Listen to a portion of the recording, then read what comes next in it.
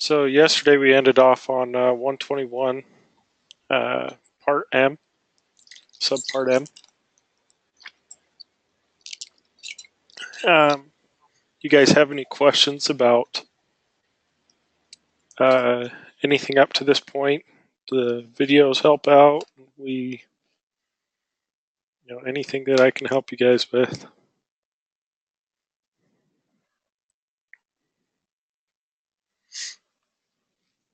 All right.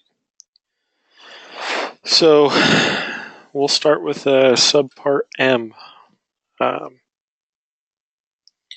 So subpart M talks about airmen and crew member requirements. So let me get my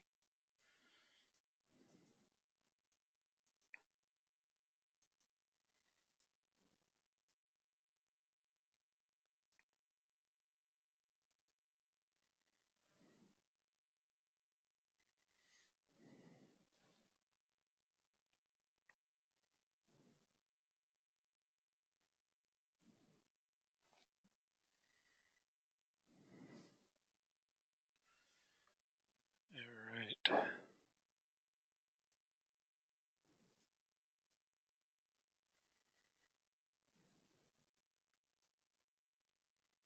I'm going to apologize a little in advance. My thoughts may not be as clear tonight as I'd like them to be, but um, hopefully I'll be able to communicate what needs to be said. So,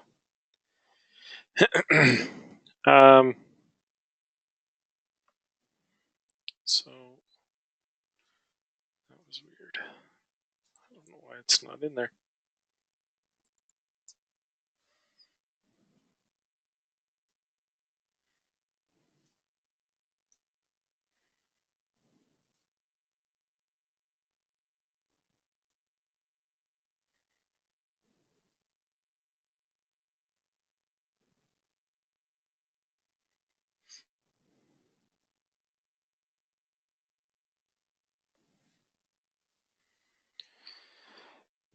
All right, so let's start off in this applicability.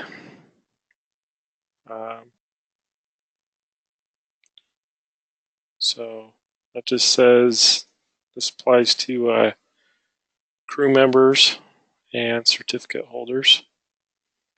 Let's see, 383. So this is limitations on use of services.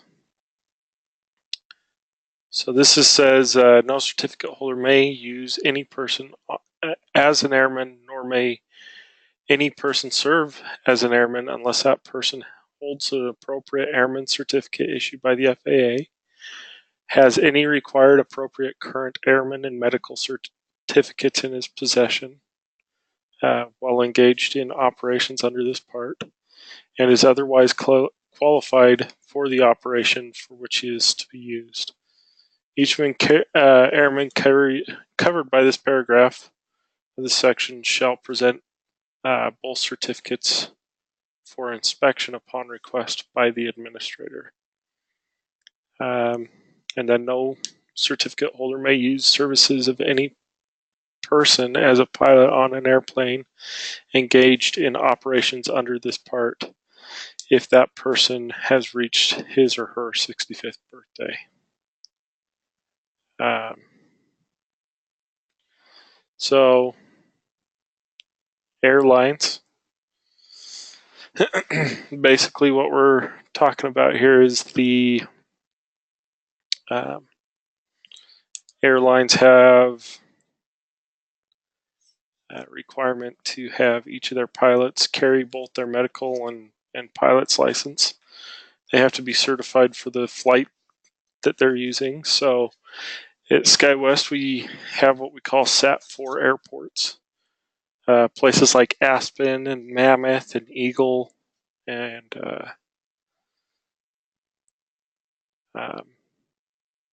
Star Valley, Idaho.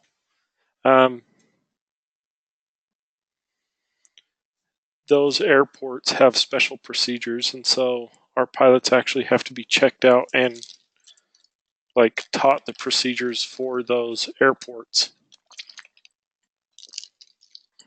So oh,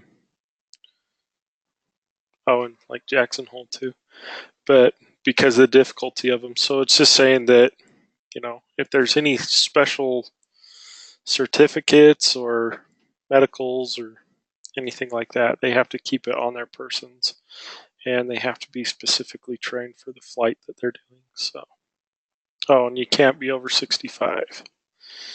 Now, there is always an exemption to the rules, so you can get an extension and stuff like that, but we've got some pretty old pilots flying for us. I don't know the oldest one, but I'm pretty confident in saying we have a couple over 65.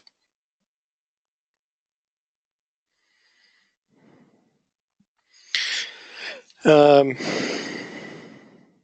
that's kind of the nice thing about dispatching is we don't have an age limit.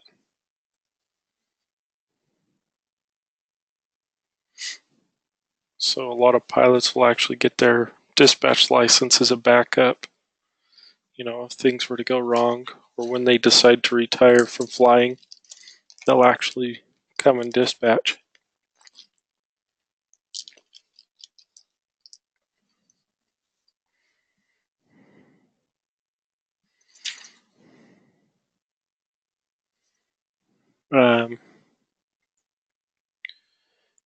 So let's look at flight attendants real quick.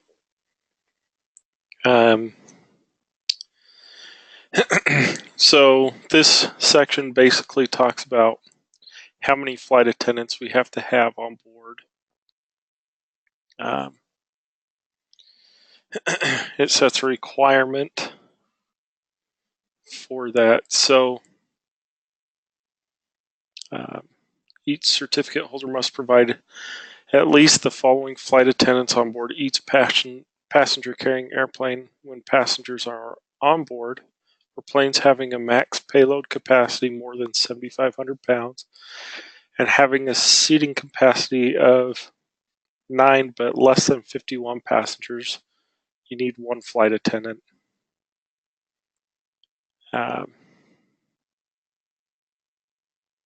So number 1 here, that one applies to us because we weigh more than 7,500 pounds. So 9 to 51, so this is our CRJ 200, has 50 seats. We have to have at least one flight attendant on board.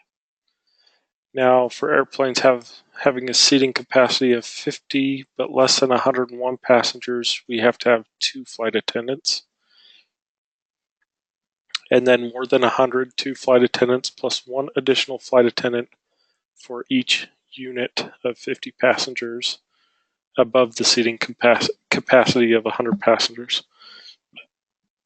So all this is saying is for every 50 passengers, you have to have a flight attendant. But kind of also what it's saying is over 100, even if it's 101, you need 3. 101 to 150, you need 3. 151 to 200, you need 4, so on. So our aircraft, it's either one or 2. The CRJ 700 and 900s, they have 69 to 76 seats, and then the Embraers have 76 seats. So we just require 2 flight attendants, and they are considered required crew. So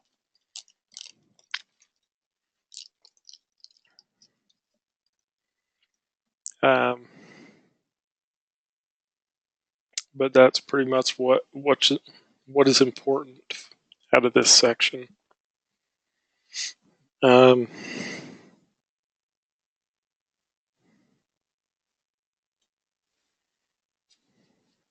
let's look at this 395 here.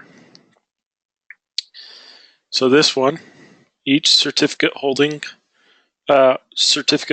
conducting domestic or flag operations shall provide enough qualified aircraft dispatchers at each dispatch center to ensure proper operational control of each flight.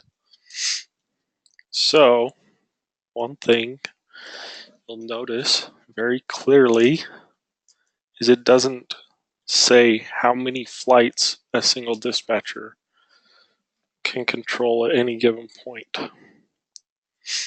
It just to ensure proper operational control. So they kind of leave that one up to the airline. And that's why, you know, some operations, a dispatcher may be, you know, one dispatcher operates a total of 5 flights a day because it's a small operation. A lot of majors sit between 20 and 30. And then, you know, SkyWest and some of the other regional air carriers will sit between 40 and 50 flights per desk. So just depends on what operation you're working for.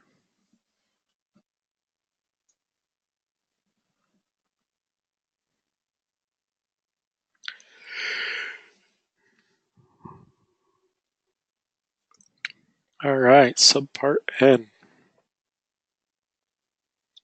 I think this document might catch up here.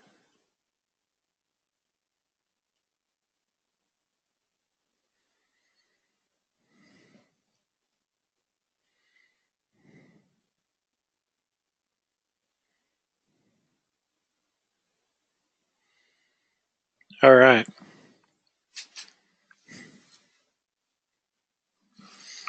So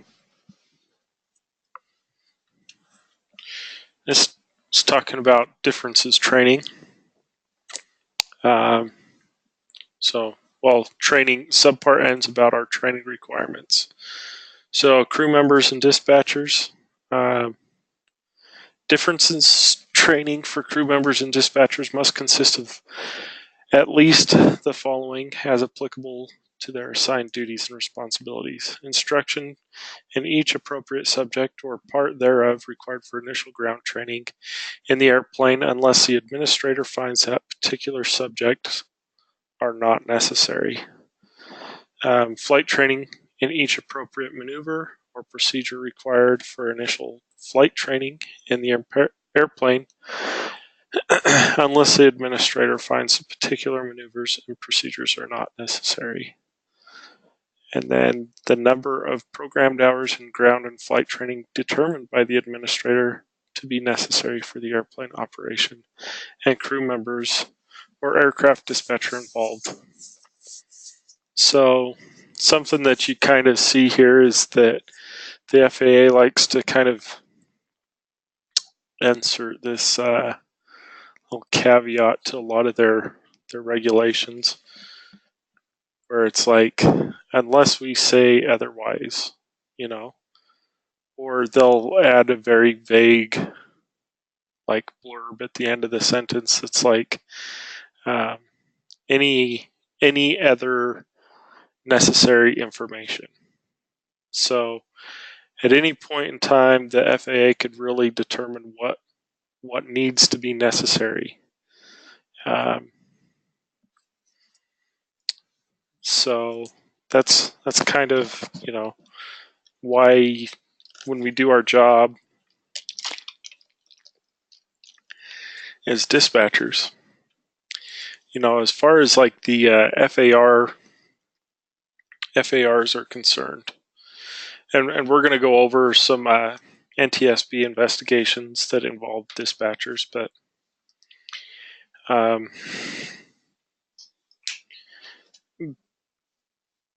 but basically, you know, as far as the FAA and violating an FAR regulation goes, there's very few things that are a violation of the FARs, where it's like you have to do it this way when you're flight planning. A lot of times what will happen is,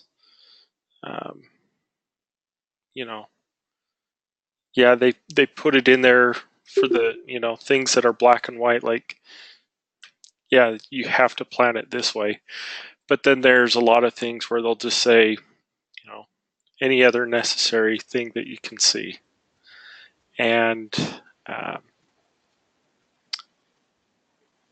basically what it comes down to is you don't want to plan for the absolute base,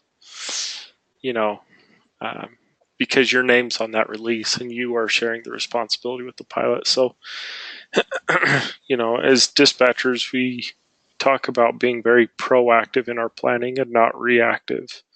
Once the airplane leaves the ground, you can't take that back. You can't, mid-air refuel. You can't,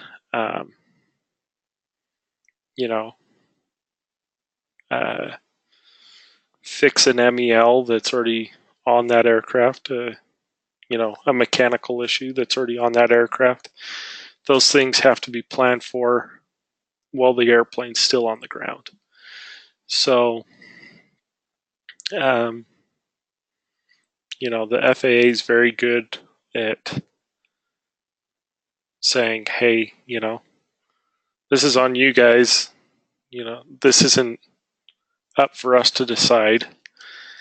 And, and then when there is an accident, they're very good at deciding whether or not you did everything necessary. Garrett? Yeah. Question regarding right at the beginning of that paragraph 121, it says differences training. Mm-hmm. What does that terminology refer to? Differences, what does that mean? Yeah, so great question. So differences training is when you have, like, let's say, for example, you have the CRJ 700 and SkyWest just got, like 3 years ago, they got the Embraer 175s. Excuse me. We don't have to go through all this initial training. So here we'll talk about initial and transition training.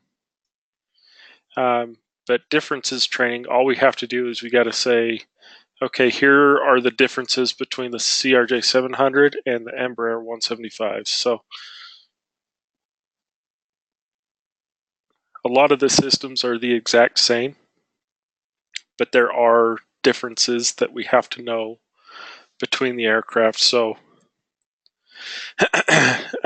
when we talk about initial and transition ground training, we're talking about when it's like going from a turboprop to a turbine engine. So we used to have the E120s, the Embraer 120s. They called them the Brazilias, and they were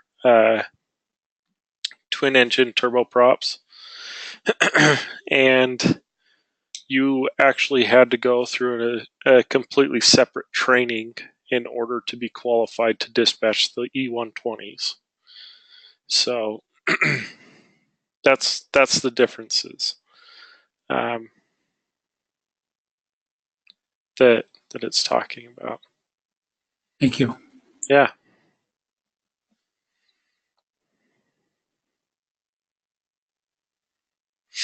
So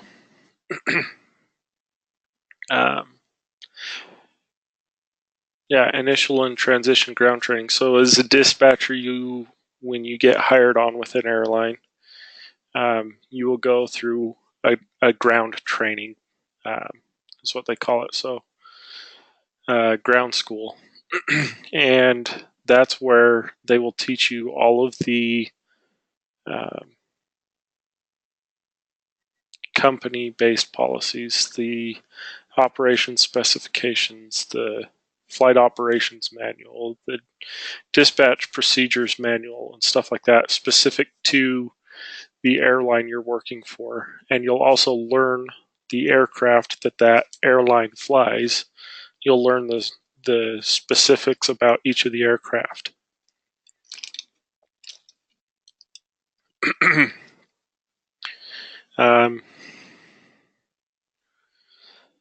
So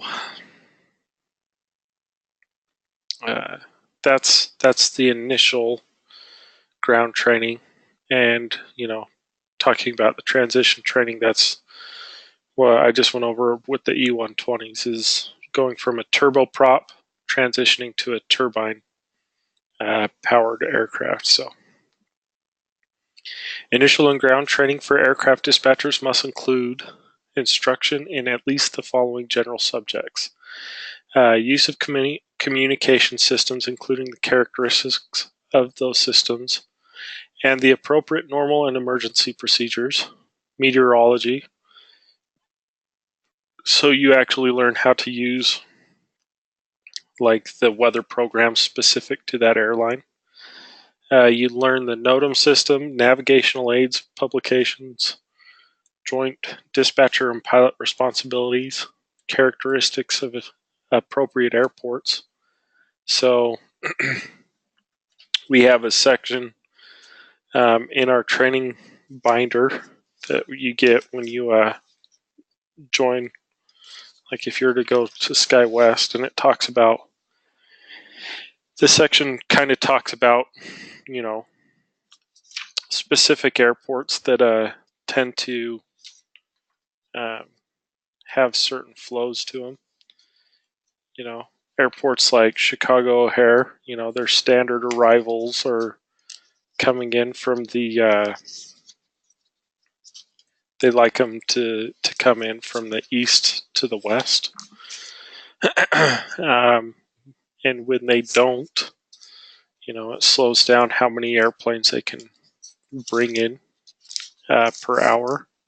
San Francisco is very particular about the way they land their aircraft and take off, the way they operate.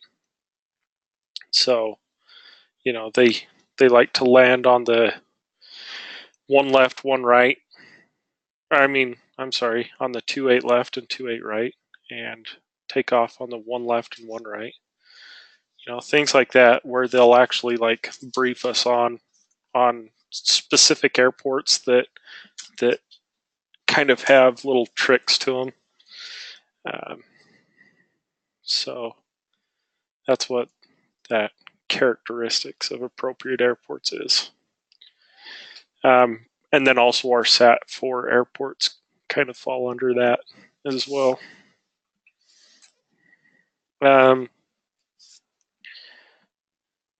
Learn about prevailing weather phenomena and available sources of weather information, air traffic control, and instrument approach procedures, DRM training. Learn about each of the aircraft. And then this is the required amount of training that you receive for each of the different types of aircraft. So, Group 2, you're looking at like the jet turbine aircraft. So, spend an entire week of learning systems. Recurrent training is every year. So every year we have to go through a recurrent training.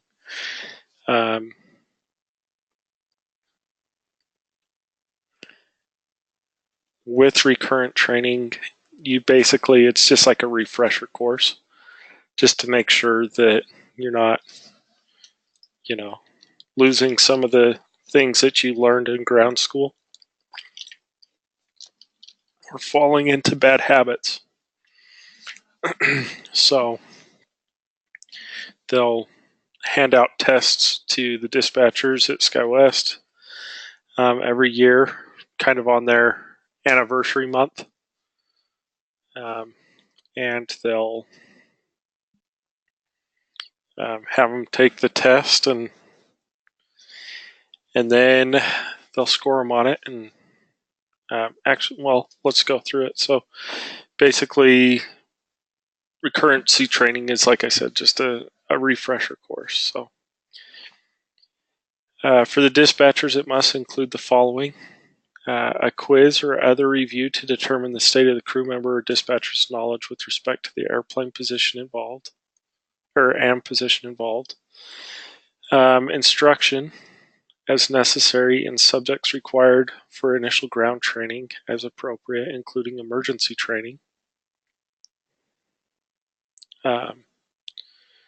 Flight attendants and dispatchers, we have to do what we call a competency check or competence check. And then we talk about the crew resource management training. This is more applicable to pilots. We don't have to go sit in a simulator. But the other thing that it requires is I don't think it's going to.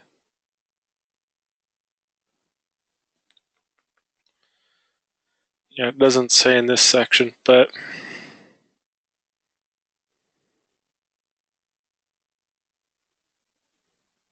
the other thing that we do every year as dispatchers is we have to have 5 hours of jump seat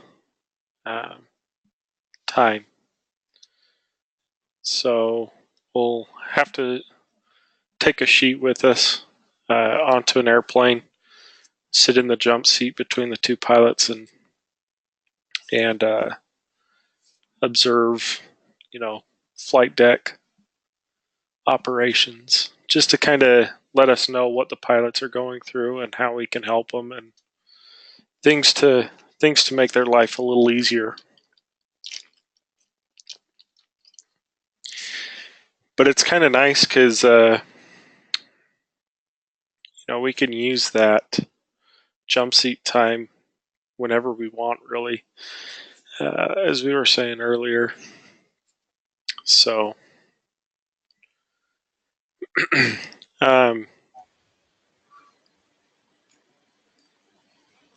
can hear somebody wanting to. Is that specific to the airline? So, like if we were flying on a leg on Delta, for example, instead of SkyWest, and happen to be able to get a jump seat there, can you count that time? Or do you train? So the to count it as your jump seat training, your observation time, it has to be on an aircraft that you dispatch. So Okay. in each group. So back in the day when we had the Brasilia, if you were trained on the Brasilia and you dispatched Brasilias, you had to have 5 hours in the Brasilia and 5 hours in the CRJ. But now all of our jets fall into that group too. And so we just have to do 5 hours total, whether that's on a CRJ 200, 700, 900, or an ERJ 175. But, kind of to go along with that question, we can jump seat, since we're considered crew or required crew, we can jump seat anywhere inside the United States, basically at any time.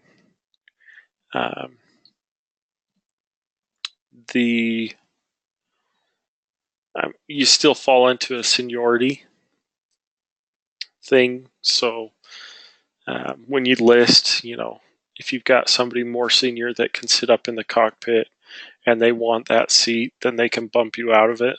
But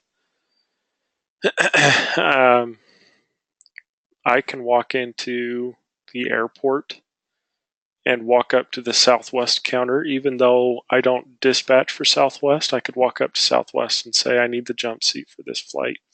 And if it's available, they'll give it to me.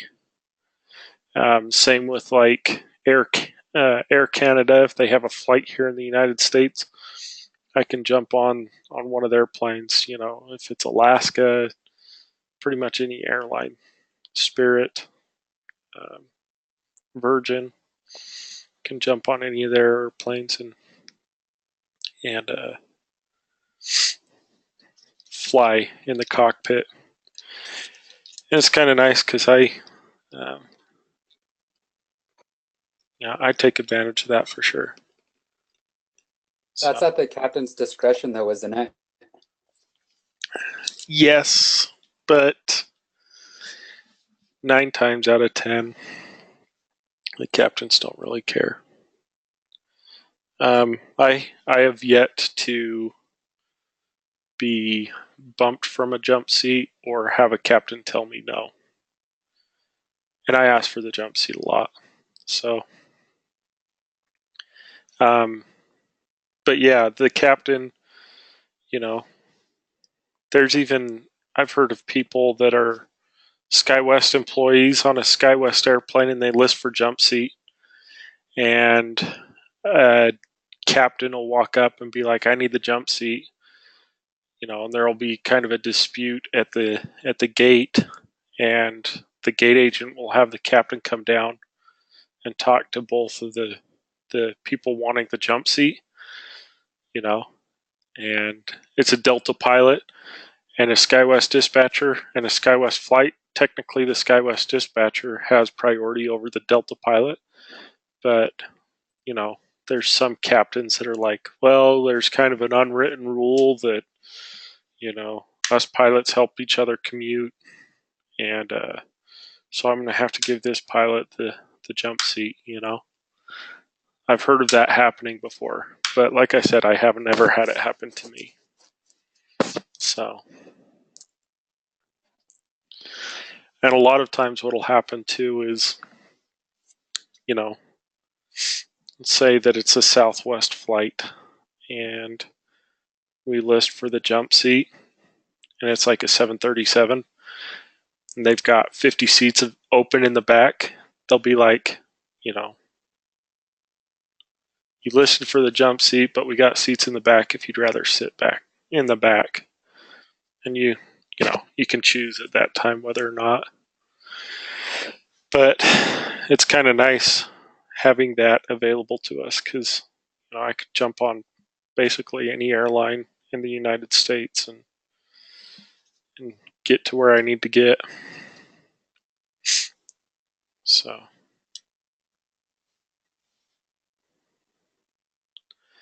kind of the important thing to remember from this recurrent training is that it requires a quiz, instruction, and a comp check. So when they say a comp check, a competence check,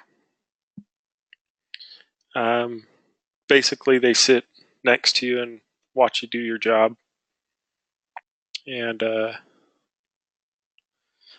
make sure you're not, you know, breaking any rules. You're following procedures. So I just had my comp check this last week. It's a little stressful, but you know, you just kind of handle it like a normal day. But anyways, crew member qualifications. We're not gonna dive too much into this, but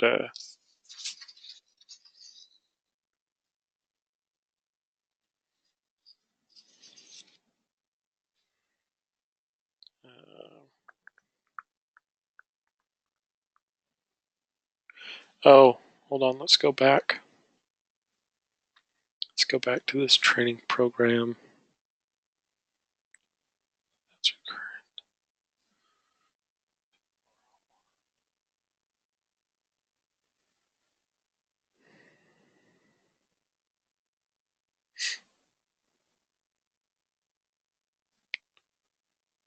Might need to jump over to here real quick. How much advance notice do they give you for your competency check, and your quiz and all that? What was that? How much advance notice are you given that somebody's going to be reviewing you? So this, that's what we're going to go over here really quick, that I just saw was, let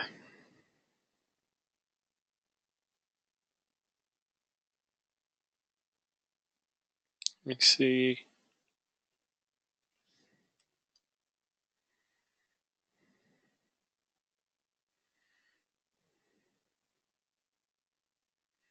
Right here. Whenever a crew member or aircraft dispatcher who is required to take recurrent training, a flight check, or a competence check, takes check completes the training in the calendar month before or after the calendar month in which that training is or check is required. Holy cow, they just like put so many redundancies in there. Basically what this is saying is your anniversary. They'll do it the month before, the month of, or the month after is when you're supposed to complete that. So you know that it's going to happen every year near or around your anniversary. And so they'll put up this advance notice saying, hey, we're starting recurrency training, and they'll push as many people through, like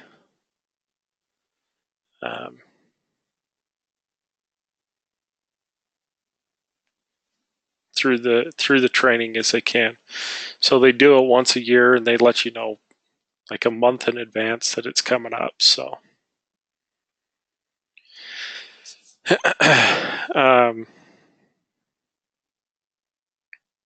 but yeah, as for your flight deck time, you get your paper that you have to take on board the aircraft and have the captain sign.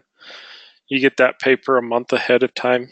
Technically, you can get that paper whenever you want, really, but they kind of want you to get that flight deck time in that 3-month window around your anniversary. Like I said before, I get a heck of a lot of jump seat time. I think I've racked up probably 20 hours of jump seat time in 3 months, so maybe a little more. Jeff just asked if the initial and recurrent training is done in St. George or Salt Lake. So it's all done in St. George. As far as recurrency training for flight attendants, I think they try to do that through Salt Lake for pilots and flight attendants.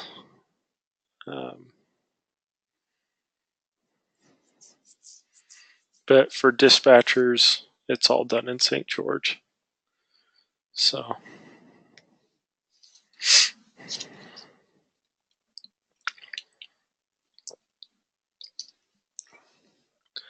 Salt Lake just has a little more room for them to do their thing.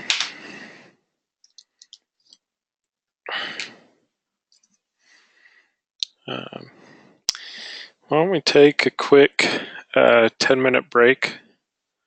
Let's jump back on at 7:30.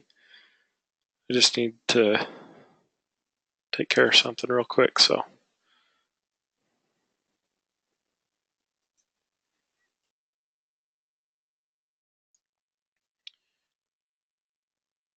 All right. Sorry about that.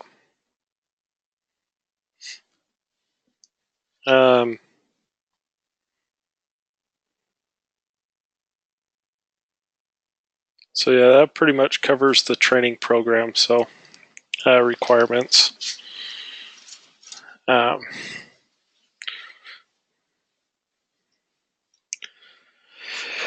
So let's see.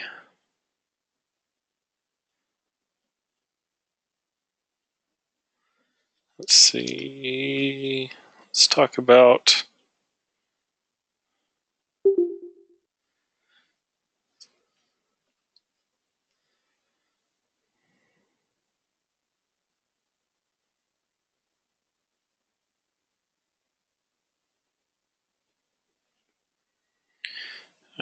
looks like another one's.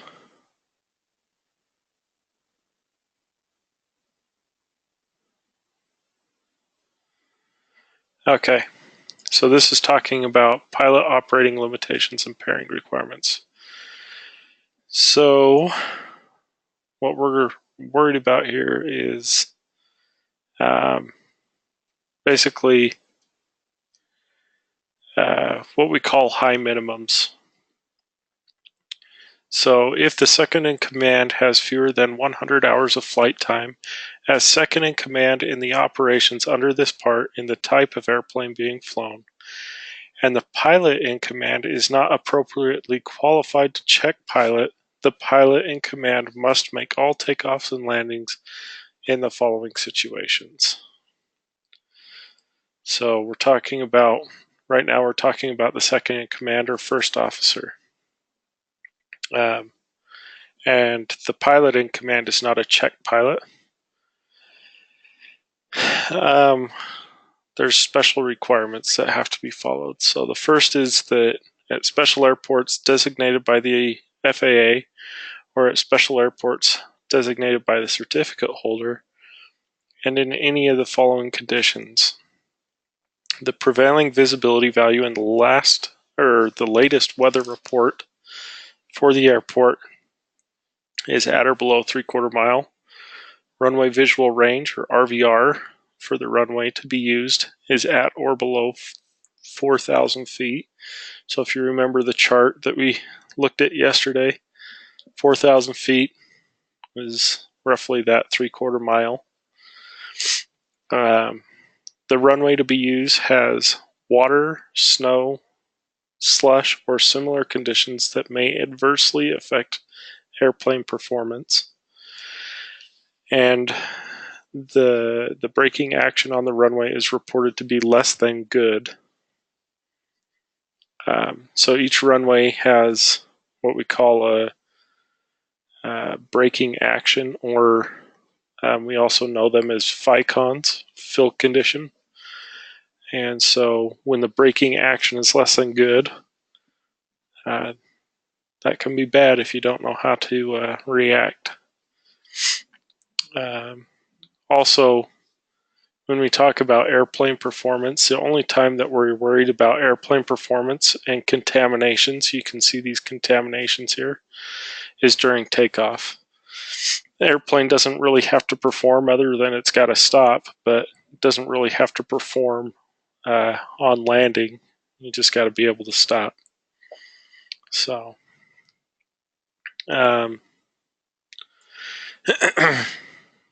continuing on, the crosswind component on the runway to be used is less than 15 knots. Wind shear is reported in the vicinity of the airport, and any condition which the PIC determines to be prudent to exercise the PIC prerogative.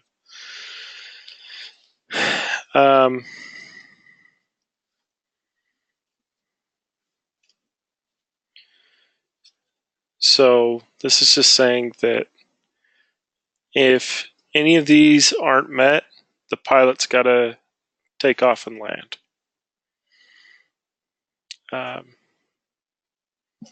Continuing on, no person may conduct operations under this part unless for that airplane, either the PIC or SIC has at least 75 hours of line operating flight time, either as the PIC or SIC. The administrator may, upon application by the certificate holder, authorize deviations. So here's the key to all of this, is at any point in time, if the airline requests it, we can request a deviation. We can deviate from the rules here. So this is talking about, once again, this is talking about the second in command. So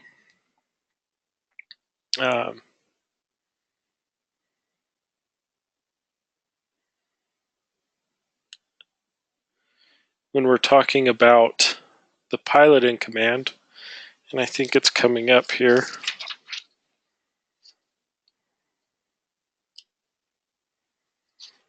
The pilot in command,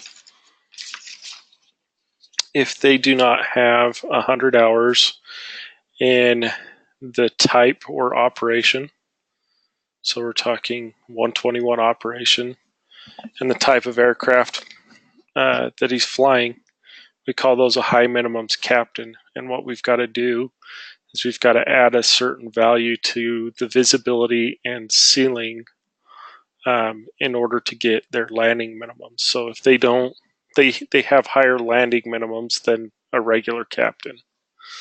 So we'll talk about that a little bit more in just a little bit.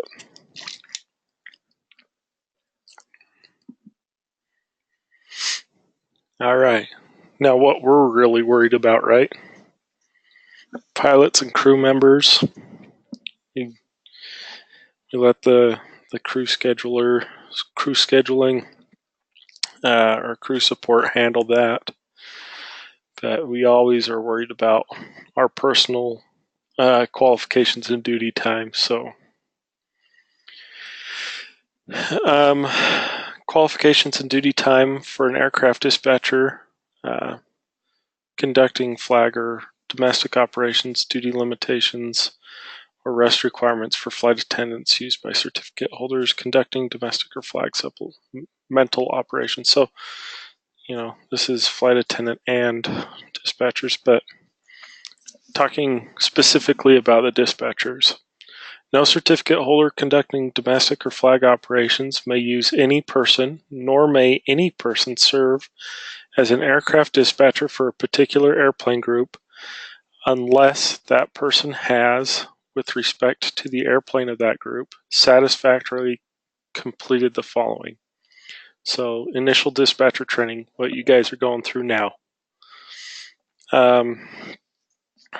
Unless you've completed the training in another airplane type of the same group. But we're talking about initial dispatcher training. So this is when you get hired onto the airline. Sorry. So basically this is just saying that it has to be an aircraft. You have to be trained on a specific aircraft.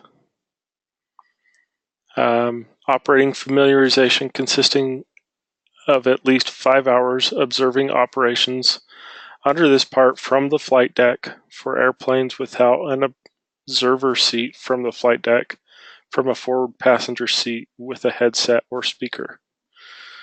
So all of our planes, we don't have to worry about that. We have a seat in the cockpit.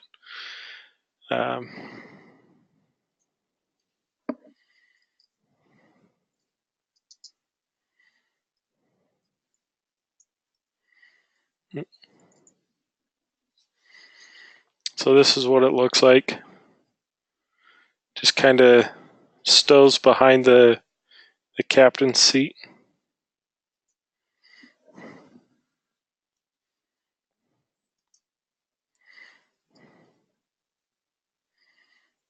So has these little sliders on the side here. This is the cabin door, but it slides back behind the captain's seat, behind this control panel here. And it's really tight in there, but you just pull it out and it has this little lock right here. Pull it out and lock it into that. And then pull this little seat down.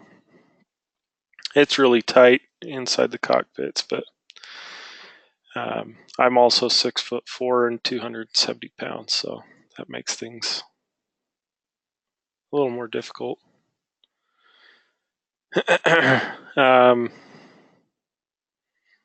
And depending on the type of airplane you're jump seating in, they'll look a little bit different. Some airplanes have 2 jump seats.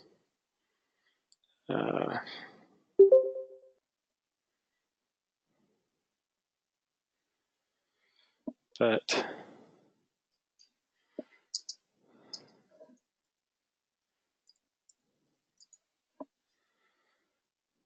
it's really nice, these Airbus. This is like a, oh, this one's a 787. But yeah, they've got the 2 jump seats here. This one sits right behind the control panel here. You got this one over here. That's a really nice cockpit. They got all the fun stuff. But yeah, this is kind of how they look. And it's nice too because you sit pretty high and you can see out their windows. And I've got some really pretty pictures for flying in on the jump seat.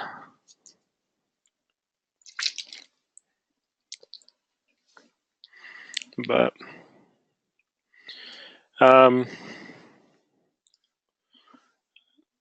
so what it's talking about here is that they can reduce that 5 hours to a minimum of 2.5 hours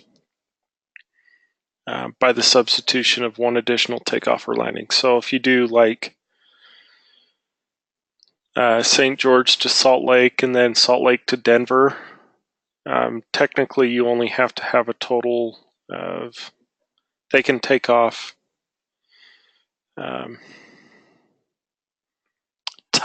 required time for each leg that you complete down to a total of 2.5 hours.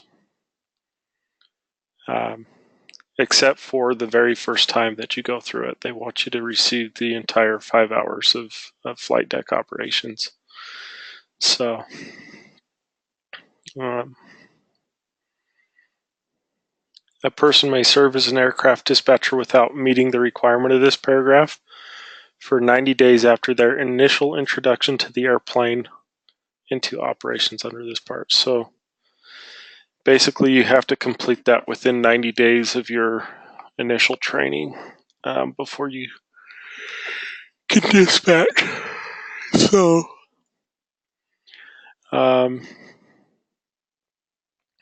you know, you've got a decent amount of time to complete your jump seat training.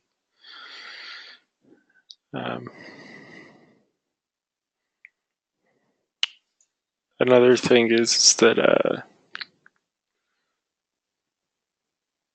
well, I think it's down here further, but no certificate holder conducting domestic or flag operations may use any person, nor may any person serve as an aircraft dispatcher for a particular type of airplane unless that person has, with respect to the airplane, satisfactorily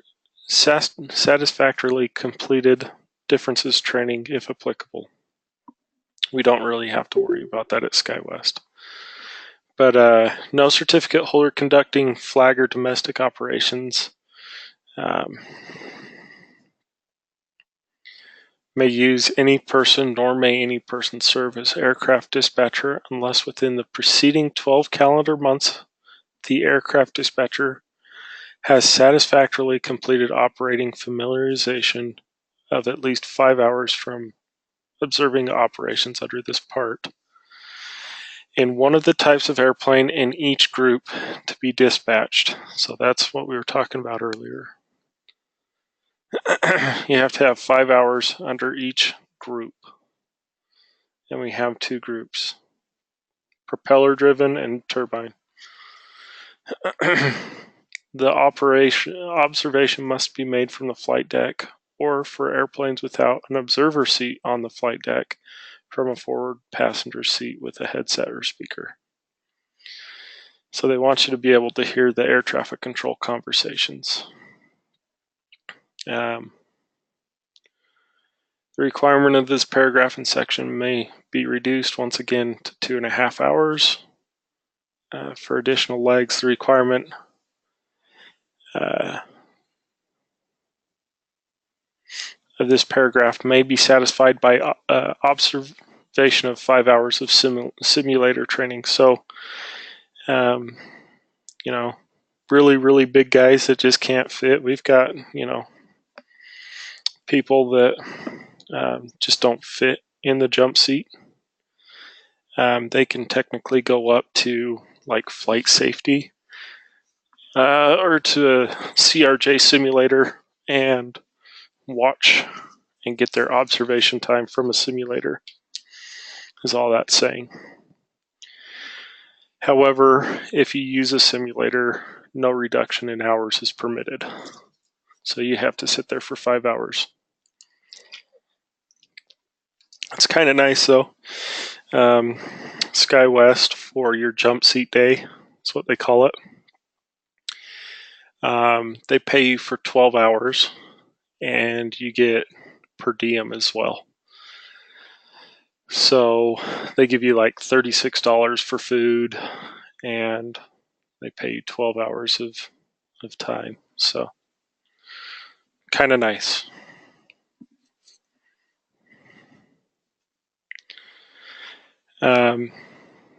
No certificate. Oh, go ahead. That happens, the 5 hours is right at the beginning of employment as a dispatcher? No, so they will designate when you can start your jump seating. With SkyWest, they want you to complete your comp check before they let you go and dispatch under your own name.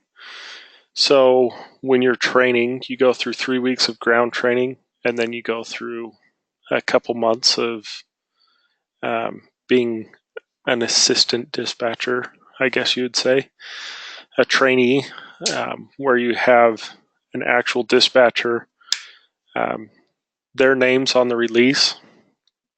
We'll work up the release, and then they'll verify that it's good to go and send the release. But then after about 2 months of that, they'll have you do your comp check, and once you've completed your comp check, they'll tell you that you got to go and do your jump seating. So they give us anywhere from like 3 days to I've got an entire week to complete my jump seating. But yeah, it's they give you that time off to go and do that. So, and you think about it, 5 hours really isn't that much. So, do they schedule that jump seat time for you so the pilot in command is expecting you?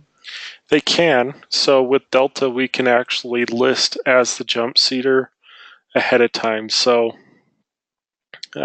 we just have to contact the scheduling department, and they'll actually reserve us. They'll book us on a Delta flight as an S1 priority and list us in the jump seat. So basically, for the observation time, they can make sure that we get on a Delta flight. They don't allow us to do that with the other airlines. They have their own restrictions, but with Delta, we can do that. So, yeah, we just look up where we want to go and then email it to the scheduler, and they'd schedule our flights for us if we want to. Me, I'll probably just like go to the airport and go any, mini, mighty, mo, and jump on an airplane. I've kind of thought about going into Aspen, Colorado, because it's a Sat 4 airport, and they've got a really neat approach into the runway. But I don't know. We'll see what happens. So, anyways.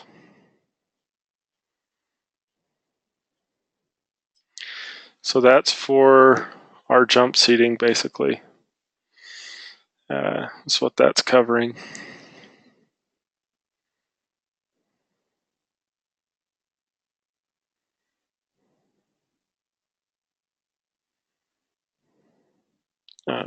Just making sure.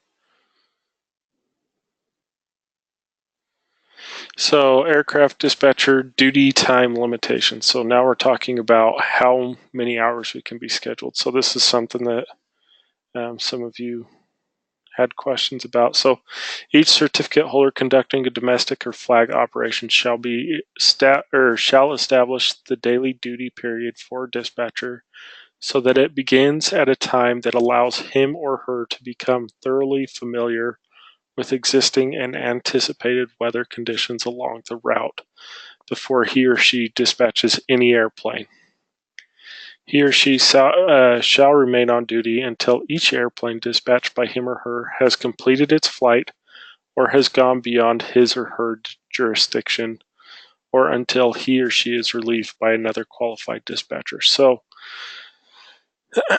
we have,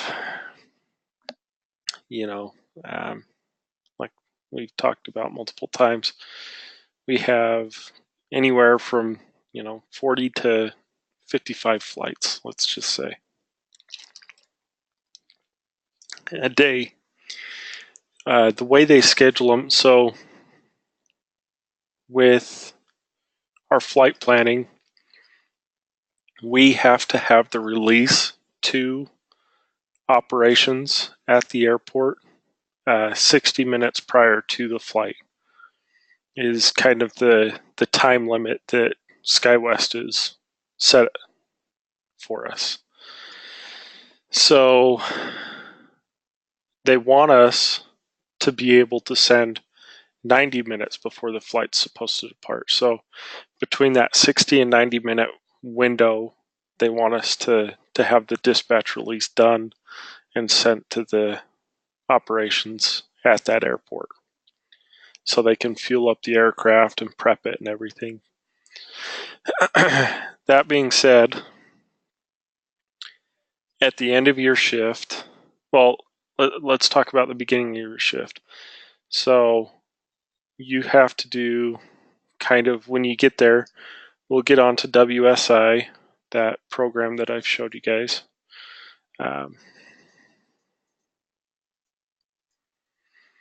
We'll get onto here and we'll read through this status board, is what we call it, or the whiteboard. We'll read about these different things, VIP movement. When is the president, when and where is he going to be moving to and from? Because we have special requirements for, if we're flying into those airports during those times. We have to plan for extra fuel and stuff. We've got like the airports and regions. We can see where is it taken a long time to taxi in and out of. You can also see like,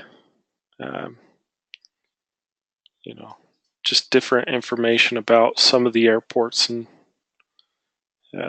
in these different areas. We can see also where these airports, we've got like our destination airport here.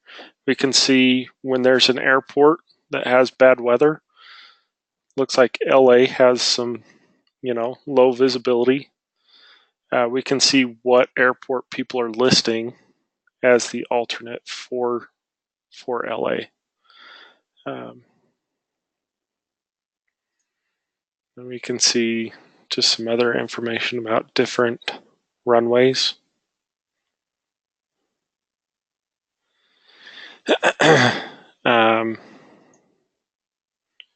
These are different supplemental flights that we have planned for the day. You can see some of these airports that are, or flights that are poor performers flow times into different airports, stuff like that.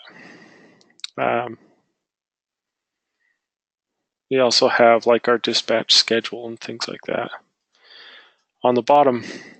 Then we go into here into our AV charts, and we'll take a look at what's going on out there right now.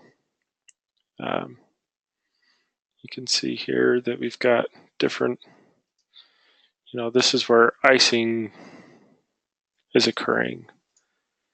This is where, let's see, we have that convective weather or thunderstorms. We can also see, like, we'll do a quick analysis of what's going on, our high pressures and our low pressures. We tend to see that weather form on the, when we see high pressures converging with low pressures and things like that. So we'll just brief ourselves on, what weather are we expecting to see, where are we expecting to see problems throughout the day. We can look at, if you really want to, you can look at radar images and see where the weather's moving and where it's expected to go. Visible moisture in the air. These are visible clouds from the satellites. So stuff like that. We have to weather brief ourselves, and they have to schedule us with enough time to thoroughly become familiar with the weather, is all that's saying. No certificate holder conducting domestic or flag operations may schedule a dispatcher for more than 10 consecutive hours of duty. So we can only work 10-hour shifts. They can't ask us to work any more than 10 hours. Now, that being said, a lot of dispatchers show up 20 minutes prior to their shift and leave 10 minutes after their shift. So they've allowed us to, they can't require us to do that, to come in 20 minutes early and leave 10 minutes late, but they've told us that, it's okay if we do that. Like, that just helps us, get a little more time to complete this. Just helps us prepare a little bit better for our days, but it's not required. So this one says, if a dispatcher is scheduled for more than 10 hours of duty in a 24 consecutive hours, the certificate holder should provide him or her a rest period of at least 8 hours before the end of their 10 hours of duty.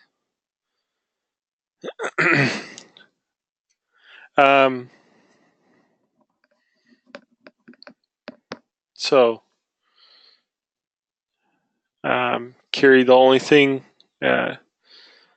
he's asking if where would we go to find abbreviation codes for all of the airports. So the only thing I can think of for SkyWest, we have what we call the C70, and I can pull up our operation specification. So, we've kind of talked about the operation specifications here, but just takes a second to open up.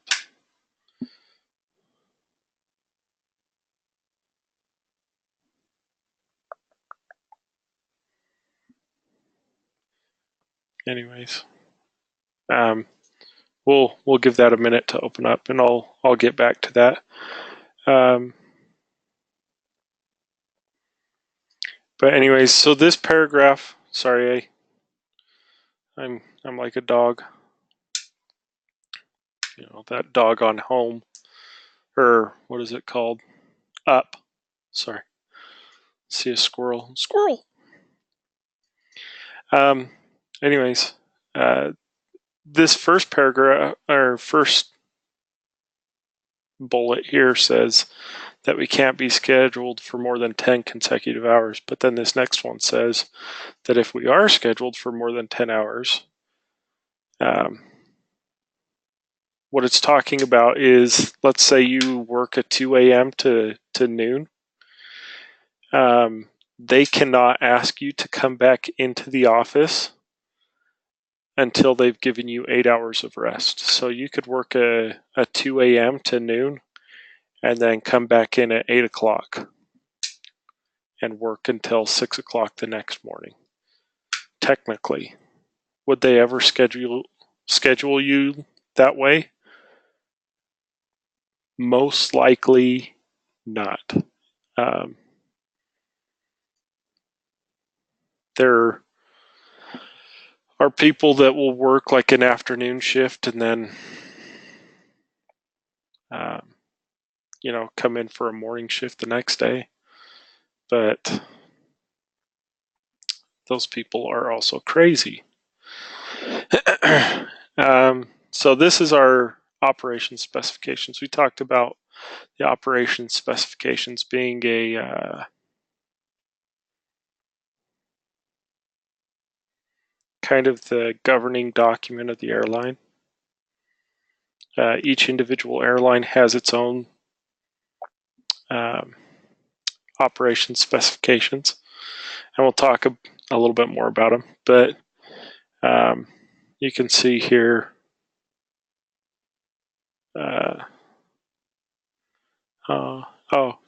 so this one has each of the airports that we fly in and out of or use as an alternate or a fuel and go, is what we call them. And then they have the airport code.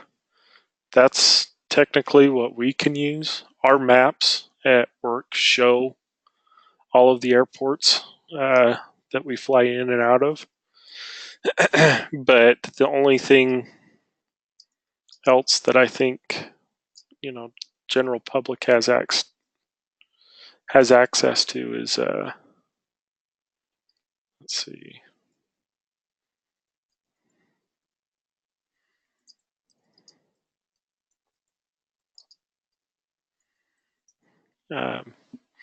So I'd just do a Google search like that. And then this has all of them, or at least a good majority of them. It's not all of them, but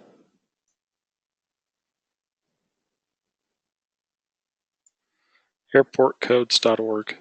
There you go. I think this one will even have all of the airport. I'm just wondering if WSI. WSI, I don't know that they have them in there, but the program we use called Fusion does have them. Every single airport that we use, I'm going to take a screenshot when I'm at work next time, but every single airport that we fly in and out of or can use, we can actually see the 3-letter. There's like a dot on the map, and we can see the 3-letter identifier right next to it. So I'll take a picture of that next time at work and show you guys, or I can maybe text one of my friends and see if they can send us. Okay, thank you. Yeah. But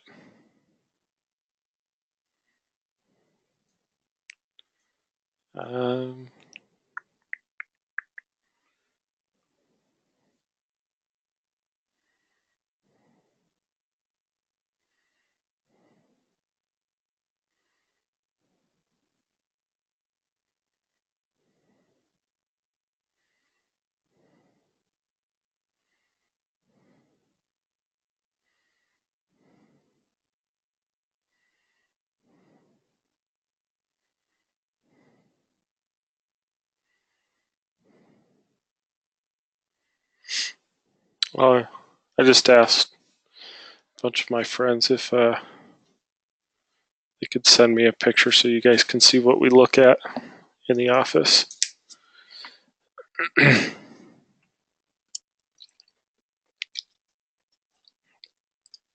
There you go.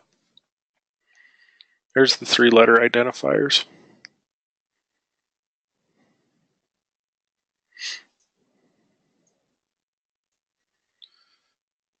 Did you pull that off of the SkyWest online page?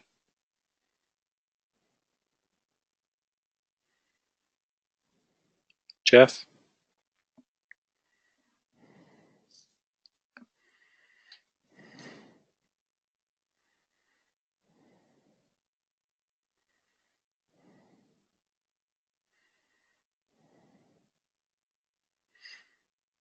Let's see if I can pull this.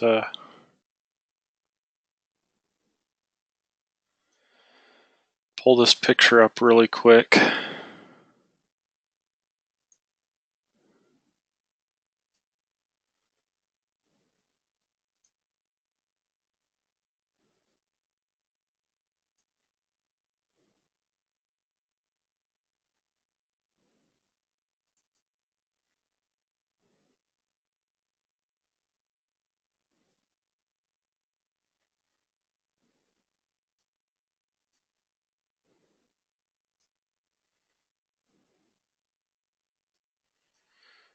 All right.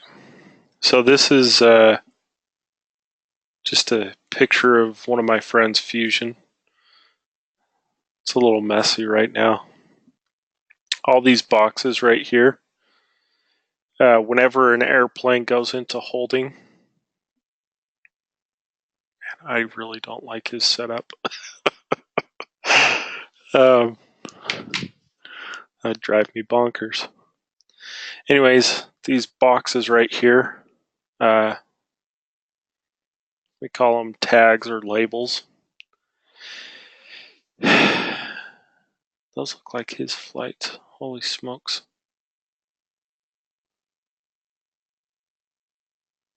Yeah, those are his flights. Oh my gosh, his map is so polluted. Anyways, this flight right here, you can see this WJA 669 tells us flight level 380. It's a Boeing 737. And his route of flight is between Toronto and Calgary. So this plane right here, whenever an aircraft goes into holding for a particular airport, they pop up on our map. So we can see whenever an airport starts holding airplanes, they pop up so that we know to expect holding going into that airport. This guy's been holding for a total of 19 minutes. So that information's kind of good to know. So we can pass it on to other aircraft. This guy's been holding for 39 minutes. LaGuardia looks like they've got a little bit of holding as well. But you can see all this mess of weather. Looks like LA has some holding. I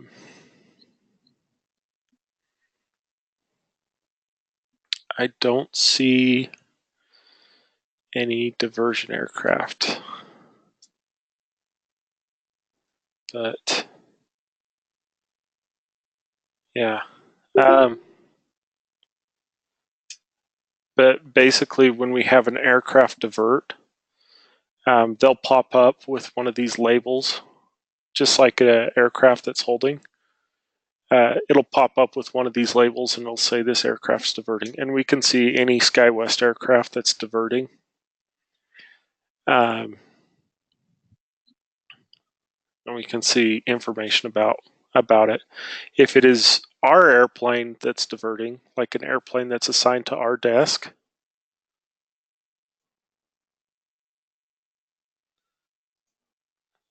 I don't know what I just did, but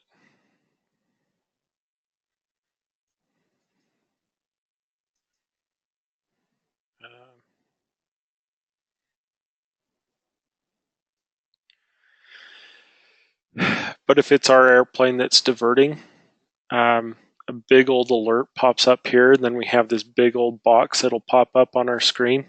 It'll tell us what airplane's diverting, and then that airplane will pop up and be gigantic and bold, and it'll have a label like this for us.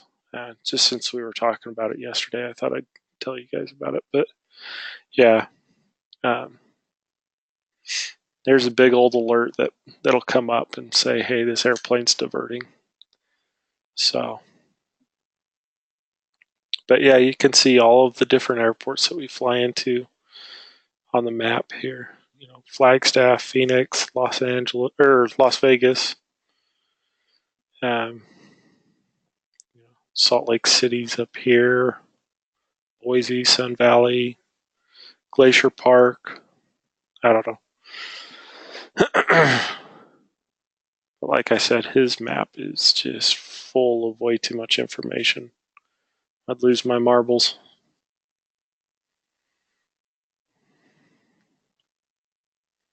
Let's see if I can get back over here. Here we go. Okay. Cody just had a question. Oh. No, not delaying takeoff. We're talking about in-air holds. So let's see if... So let's zoom in on that. Again. So you can see this guy here. You can see Calgary Airport. I know that's his destination because it's listed second here. They'll just put him in what we call a racetrack, and he'll just sit there and turn circles until they say that he's cleared to come in, cleared for approach. So we can see those holding patterns on Sky Vector here. Let's kind of zoom in to an airport. So here's Salt Lake City Airport.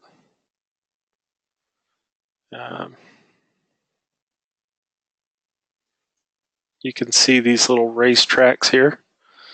What they'll do is, let's say this airplane's coming in. This is typically how we fly up from St. George, is we'll fly, whoa, this thing's super touchy. All right, we'll fly in. St. George is down here somewhere.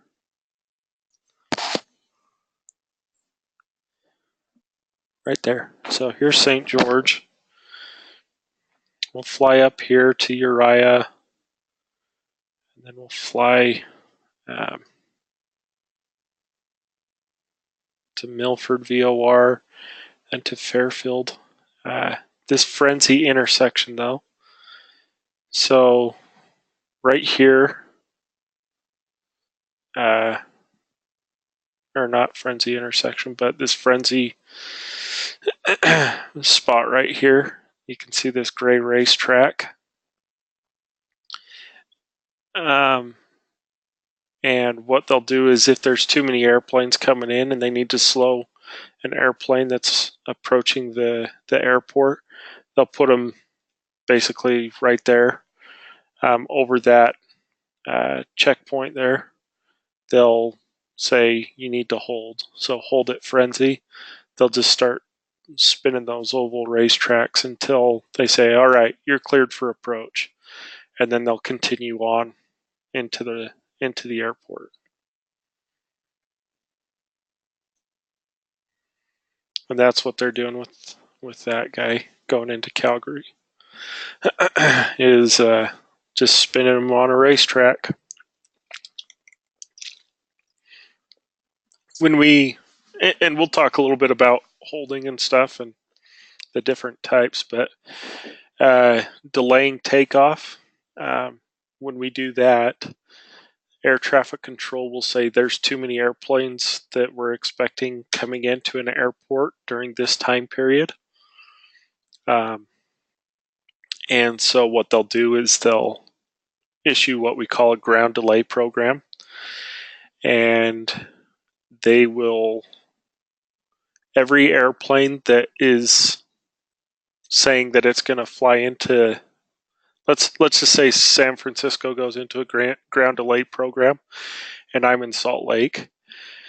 What they'll do is they'll tell my guy in Salt Lake, they'll say, your wheels up time, meaning the time that we expect your wheels to be up, you've taken off and everything, is going to be at 12 o'clock. And what'll happen is, we're supposed to be departing originally at 11 o'clock, but air traffic control say, nope, you've got to wait an additional hour before you can even take off to fly into San Francisco. And that's what a ground delay program is. So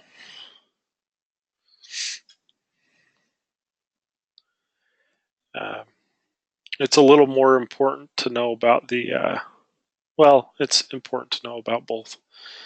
But when they're in the sky, like we've talked about before, it gets a little scary when they start getting low on fuel and they're holding and holding. So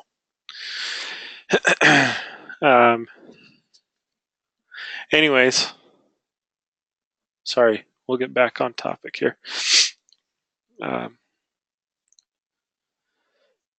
Let's see. So we talked about, we can't be scheduled more than 10 consecutive hours. So this is important to write down for a test, probably. One of our quizzes. So dispatchers, 10 hours. This one you don't have to write down, but know that if we're scheduled for a 10-hour shift and then within that same day they want us to work again, they have to give us 8 hours between each shift. Or let's say that, we worked a 3 p.m. to 1 a.m. We couldn't go back into work until 9 a.m. the next morning. So,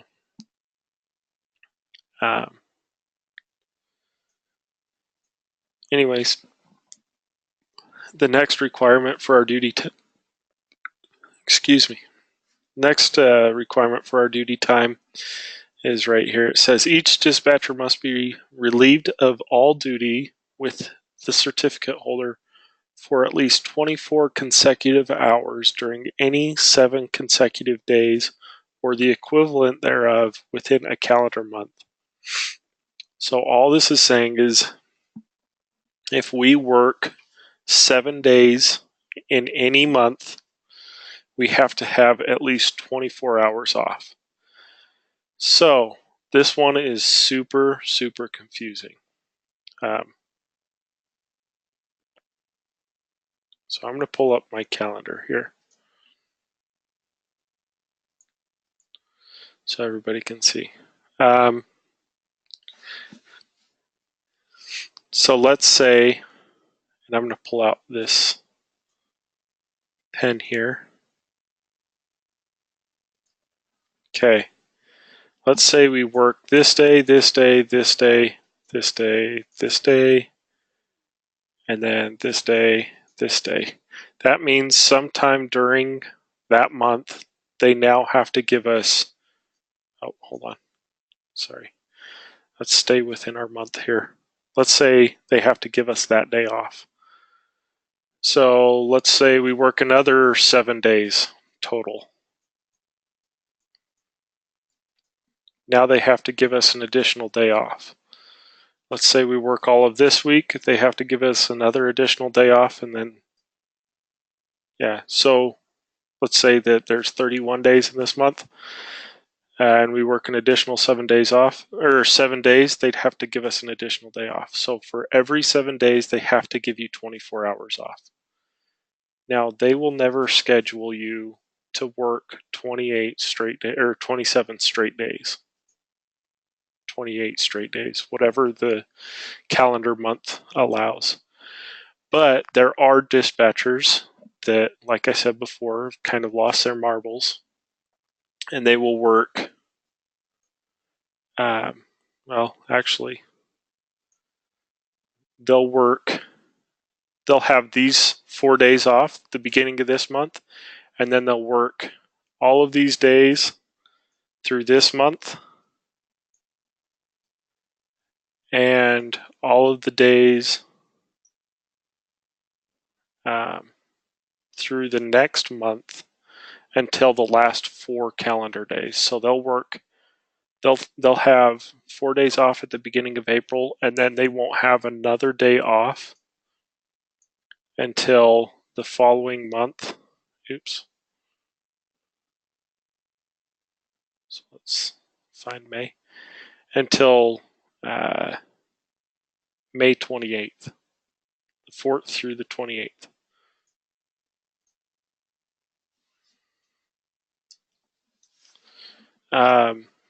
And that's legal.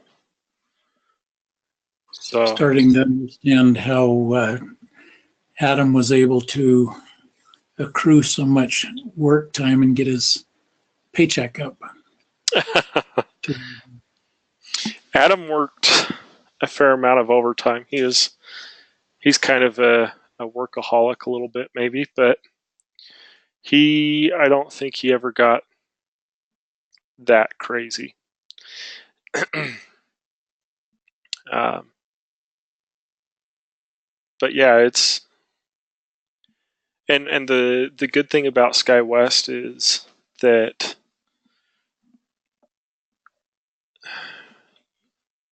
the way we work, so you always are scheduled for 4 days, right?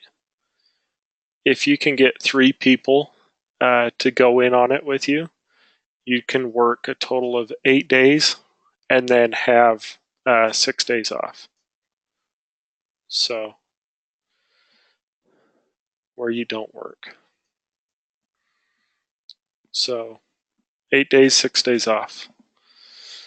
And there's people that'll do that schedule, which is kind of nice. But basically, what I'm trying to say is that you can tailor your schedule to basically whatever you want at SkyWest, because there's always somebody there that either wants the work or wants the time off.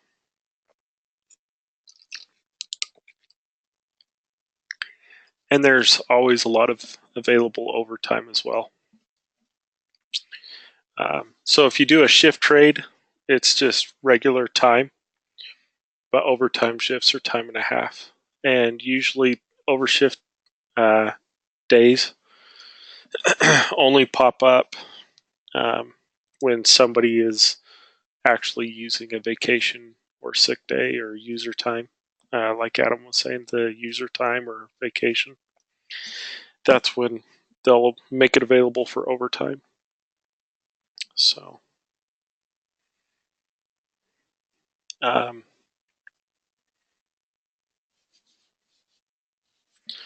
yeah.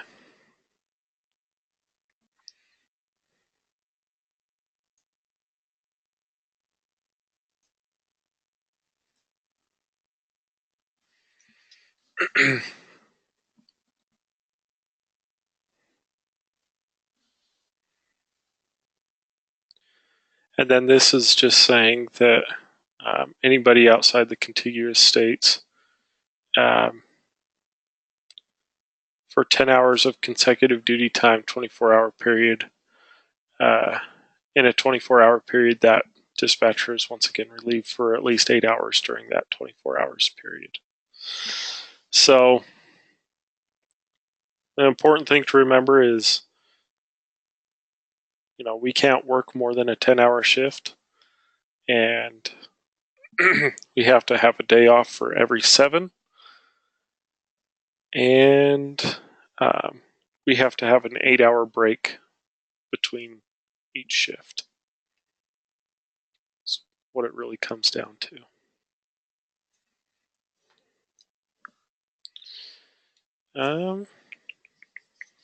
Anybody else or anybody need a break at all? Food, anything? Yeah, let's break. Okay. You want to just do another 10-minute break and then get back on and finish off the day? Or That sounds good. all right, let's just do a 10-minute break. We'll jump back on at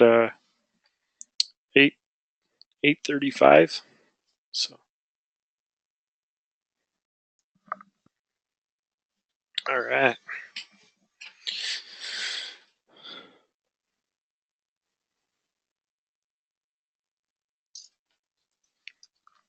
So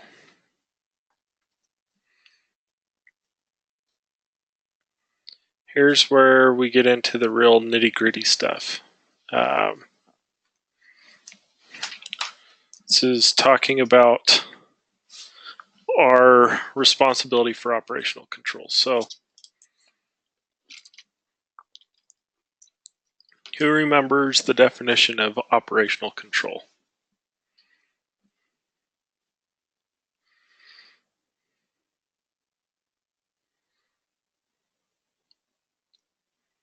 Anybody? Flight means the exercise of authority over initiating, conducting, or terminating a flight. Great. Perfect. Yeah,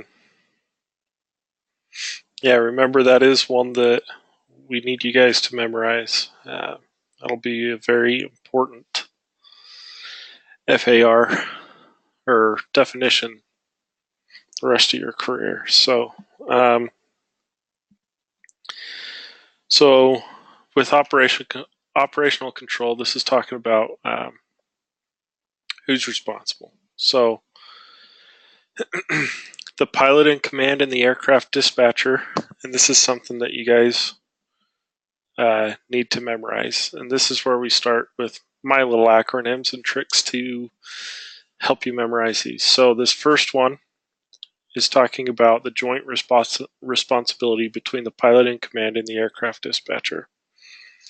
So those are PPDD, pre-flight planning, delay, and dispatch release. So when you are asked, because you will be asked, and you do need to memorize these word for word, when you are asked, what is the joint responsibility between the pilot in command and the aircraft dispatcher?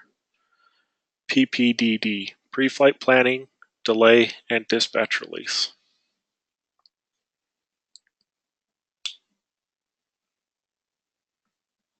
Okay. Now the sole responsibilities of the aircraft dispatcher are MIC. So when you are asked, what are the sole responsibilities of the aircraft dispatcher? Or what is the aircraft dispatcher solely responsible for? It is to M, monitor the progress of each flight. I, issue necessary information for the safety of the flight. And C, cancel or redispatch the flight if, in his opinion or in the opinion of the pilot in command, the flight cannot operate or continue to operate safely as planned or released. So PPDD, Mike. MIC. So please, please, please, for your sake, memorize these three or these two separate things. This is something you will get asked in every interview. You'll also get asked in your practical test as well. These questions. So, and every comp check, or not comp check, but recurrency training or whatever.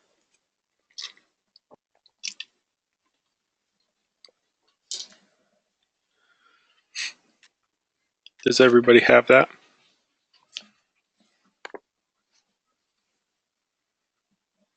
Could you repeat the PPDD one more time, please? Yep.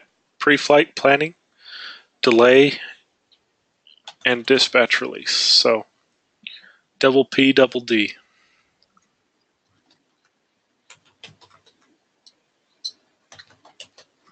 Thank you.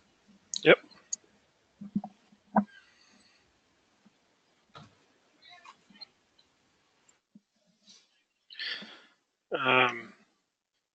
Does anybody have any other questions about these?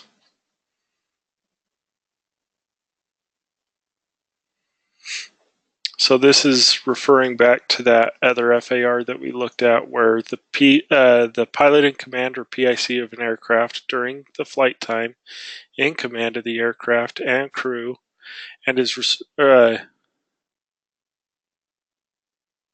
I'm sorry, I forgot this little but is in command of the aircraft, the crew, and is responsible for the safety of the passengers, crew members, cargo, and the airplane. So everything rests on the PICs. He is the final authority, but we are responsible for those three things that I stated. The MIC. Each pilot in command has full control and authority of the operation of an aircraft without limitation over other crew members and their duties during flight time, whether or not he holds the valid certificates authorizing him to perform the duties of those crew members. So what this is saying is, let's say there's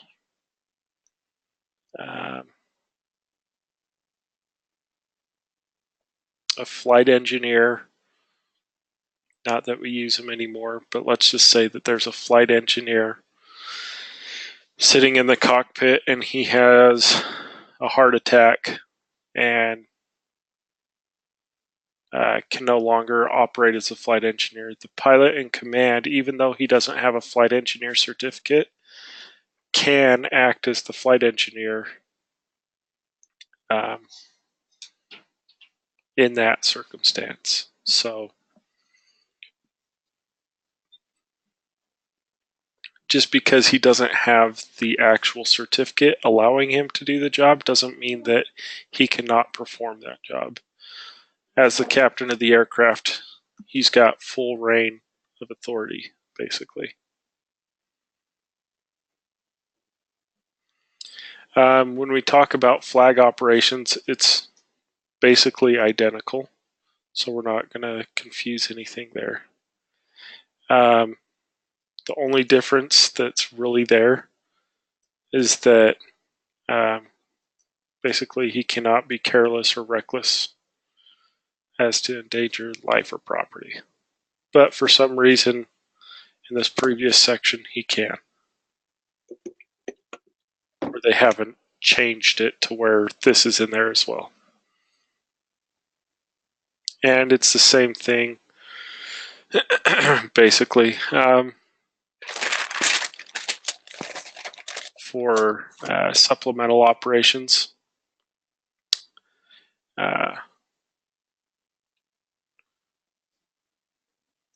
Basically, the certificate holder conducting the supplemental operations is responsible for the operational control.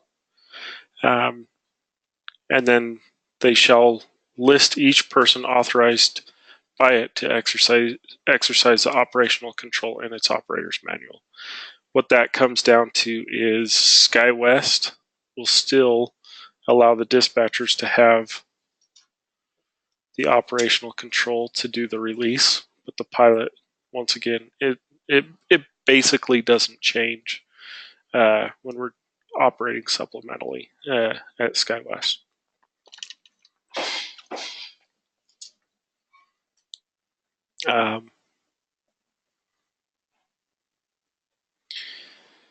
So here it talks about the director of operations. So the pilot in command and director of operations are jointly responsible for the initiation, continuation, diversion, and termination of a flight in compliance with this chapter and the op specs. The director of operations may delegate the functions for the initiation, continuation, diversion, and termination of a flight, but he may not delegate the responsibilities for those functions. So at SkyWest, technically the director of operations holds all operational control, but he delegates the functions of operational control to the dispatchers. And what happens is, technically at the end of the day, It is his operational control. It is his responsibility. So if there's an accident, if there's anything that happens in the sky, technically the director of operations is really responsible for that accident with the pilot in command. So the director of operations is responsible for canceling, diverting, or delaying a flight if, in his opinion or in the opinion of the PIC, the flight cannot operate or continue to operate safely as planned or released. And then the director of operations is responsible for assuring each flight is monitored with respect to at least the following.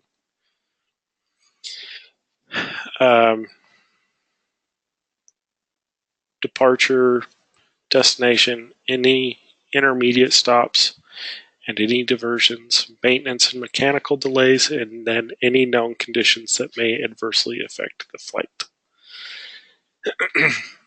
So you think, the director of operations that's basically running the entire operation, responsible for running the entire operation, do you think he really has time to sit down and write flight releases? Probably not. So he just delegates that authority to dispatchers. So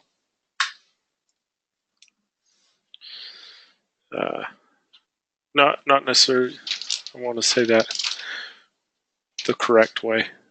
Not delegate his authority, delegate his, how does it say it here? His responsibility. No. Got to say this right. He can delegate the functions, but not the responsibility.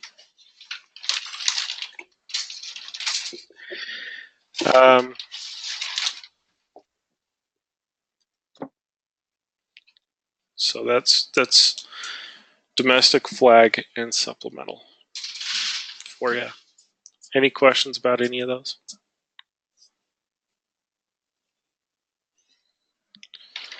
All right, so as far as emergencies go, in an emergency situation that requires immediate decision and action, the PIC may take any action that he considers necessary under the circumstances. Basically, those speed restrictions, the airspace requirements, things like that go out the window. The pilot can, as we said before, can do anything that he needs to get that airplane on the ground safely. In such a case, he may deviate from the prescribed operations, procedures, and methods, weather minimums, and this chapter to the extent required in the interests of safety. Also, in an emergency situation arising during flight that requires immediate decision and action by an aircraft dispatcher, and that is known to him, the aircraft dispatcher shall advise the pilot in command of the emergency, then shall ascertain the decision of the pilot in command and shall have the decision recorded. If the aircraft dispatcher cannot communicate with the pilot, he shall declare an emergency and take any action that he considers necessary under the circumstances. So, there's a question on the ADX, and it says, can a dispatcher declare an emergency? I think that's even one of the questions on one of our quizzes. Can a dispatcher declare an emergency? The answer is yes.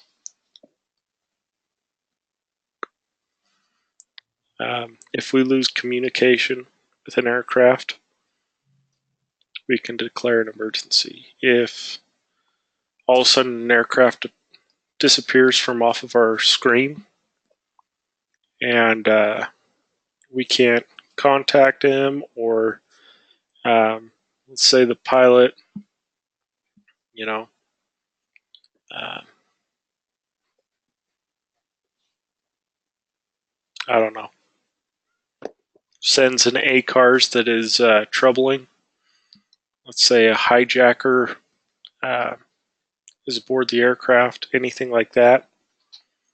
The dispatcher has full authority to declare an emergency with air traffic control with the FAA.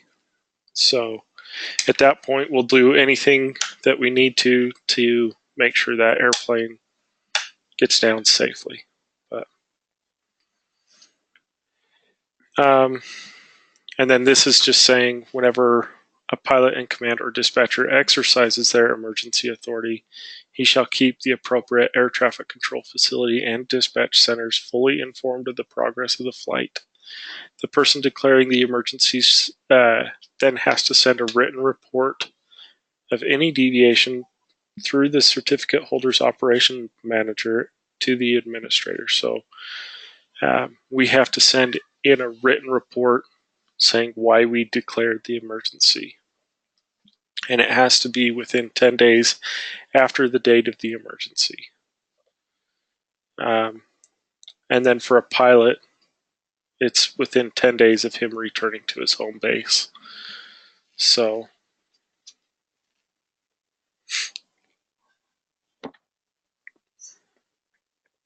any questions about emergencies? You will see this on the ADX as well. You know, just so you guys know. It'll ask, you know, how many days does a dispatcher have to send in a report after declaring emergency? 10 days. So if you have an emergency or you as a dispatcher declare an emergency, I have to imagine that the operations manager becomes immediately involved as well, or is that something that you're handling on your own as a dispatcher? Yeah, so we actually have our emergency procedures here that we can actually refer to in the case of an emergency. Typically what happens is we're going to notify our shift manager first. The shift manager is then going to do all that background work for us. They want us to focus on the flight following and making sure that we are taking care of the aircraft. And so they do the contacting the operations manager. They'll contact the director of the OCC. They're doing all the calls and making sure that everybody knows that an emergency's been declared, or the appropriate people that need to be informed. They're making sure that those people know for you. But your job as a dispatcher is to make sure that you're taking care of that airplane. And like I said yesterday, a lot of times the supervisor will come over and say, you know, do you need to pull flights off your desk? What's going on? And, you know, you can tell them, yeah, I need the next hour of flights pulled off of my desk, or whatever you need to do to make sure that you're taking care of that emergency and spending as much time as you need to take care of them. So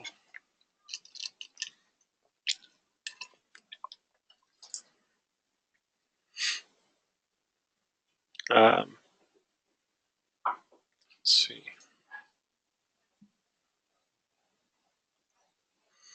You know, it's kind of deceiving. I know a lot of you guys have, you know, mentioned that it's kind of overwhelming or stressful to know that dispatcher's responsible for so much. But really, at the end of the day, the system isn't going to solely put this on the dispatcher. The system's made at the airlines. They're set up to assist the dispatcher in different aspects. So, you know, we've talked about this kind of, but like crew support is taking care of the crew and rest hours and stuff like that, managing, making sure that we have crews for each one of our flights.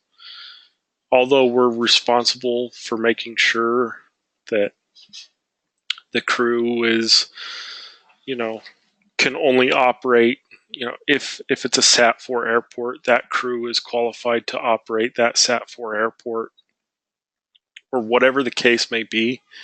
Really, at the end of the day, crew support is going to be the one that's doing those checks for you. All we need to do is make sure that there's a crew for the flight. And that takes a total of about 2 seconds. So, know that we are responsible for that, but the background work is being done by different departments to assist us in our job. And really, at the end of the day, if, something happens, it's not going to be us paying the piper necessarily, unless it is something that we directly were involved in. It's, the department or the person in the department that handled that aspect is going to be the one that has to, stand before the maker and make sure that they were following their procedures. So it's not, we are ultimately, just kind of like how we talked about just barely, the director of flight operations being the one that has operational control. Yeah, he does, but he's delegating the functions of the dispatch release, and he's delegating that operational control to us as dispatchers. But at the end of the day, he may have to answer some questions and stuff, but if it was something that we were personally responsible for, we're the ones that are going to be, having to sit before the NTSB and justify why we did something. It's a system meant to support each other, and they've been doing it long enough that they're really good at it, and they're not going to leave you stranded out in the dark. That's what I'm trying to get to. It sounds overwhelming, but really it's not. Just to try to ease your guys' minds a little bit.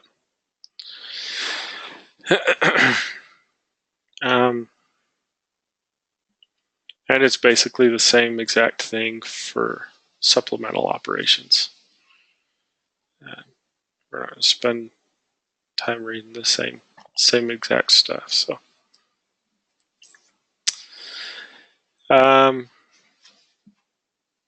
yeah. Any questions so far?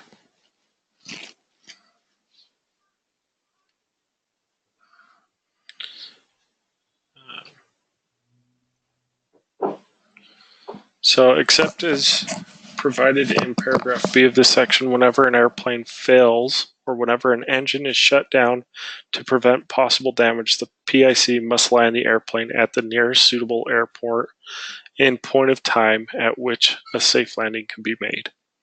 Okay. Here's something we're going to look at.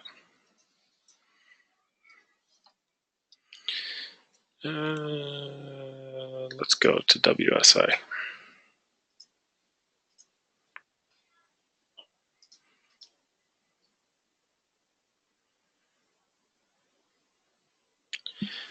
Okay.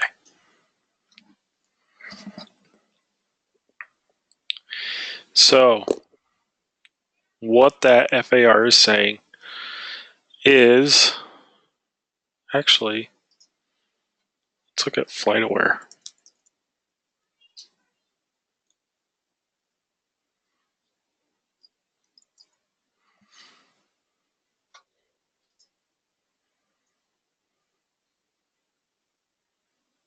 Oops.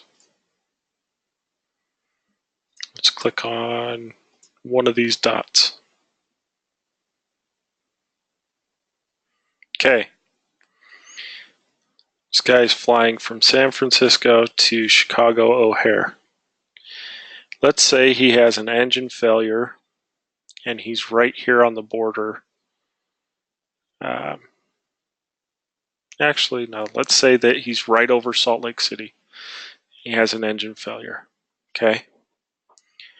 Do you think it is safe for him to descend from 37,000 feet to Salt Lake City Airport? Do you think that's the safest way to go? Possibly. But he's going to have to circle down to the airport, 37,000 feet. That's going to take him like 20 minutes to get down to airport elevation. So that being said, it would probably be a little bit easier for him to divert to somewhere like Idaho Falls or possibly even Denver may be a safer choice. But the point being is, just because he is directly over an airport, that doesn't necessarily make that the nearest suitable alternate. So when it's talking about at point in time, it's just saying the engine failed. They're going to try to get the engine started and stuff. So they're going to be kind of drifting along their route of flight until they go, hey, engine in op, can't get it started again. Give me some options, And then we're going to go, well, you're either going to go, from here, let's send you down to, Kansas City. We've got Minneapolis. We got, try to get them to somewhere that's far enough away that they can make a safe descent down to the airport. That being said, if the engine is on fire or something like that, they're going to do whatever they can to get that down even faster. So they don't mind at that point, circling and doing crazy stuff in order to get the airplane down safely. But if they have a choice, we try to give them something out just a little way from them so that they can get, do a safe descent. Don't want to have them dropping out of the sky like a rock.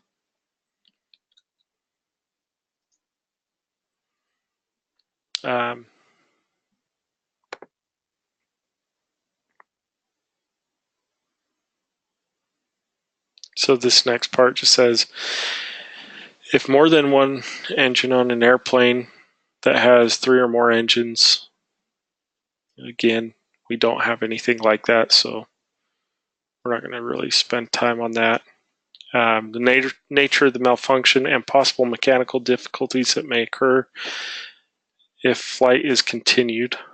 Altitude, weight, and usable fuel. So this is kind of defining what the nearest suitable airport and point of time is. So the nature of the malfunction, possible mechanical difficulties that may occur if flight is continued.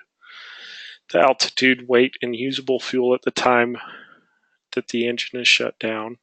The weather conditions en route and possible landing points. The air traffic congestion, kind of terrain, and if he has familiarity with the airport used. So those are all the things that will justify the nearest suitable alternate. Let's say that he has an engine failure right here over the border between Nevada and Utah, so Wendover right here. Salt Lake is a good choice if he can get there, but let's say that it's socked in with weather and visibility is at, an eighth of a mile. He can't land at Salt Lake City International. So, maybe a better choice would be Pocatello or Idaho Falls or Boise or something. And that's what we got to think about. So we don't want to just go into freak out panic mode and put him somewhere that's not safe. So, and then kind of the requirement. The pilot in command must report each engine shutdown in flight to the appropriate communication facility as soon as practicable, and must keep that facility fully informed of the progress of the flight. If the pilot in command lands at an airport other than the nearest suitable airport in point of time, he or she shall, upon completing the trip, send a written report in duplicate to his or her director of operations stating the reasons for determining that selection of an airport other than the nearest airport was as safe a course of action as landing at the nearest suitable airport. And then the director of operations shall, within 10 days after the pilot returns to his or her home base, send a copy of the report with the director of operations comments to the certificate holding district office, so to the FAA.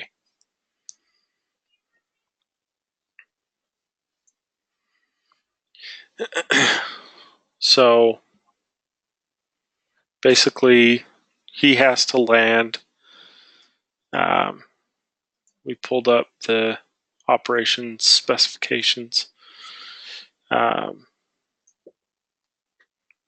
We prefer it. I guess the correct term isn't that he has to, but we prefer that they land at an airport on our C-70 here. And if it's not on our C-70, so if it's not on this list that I pulled up earlier, let's see.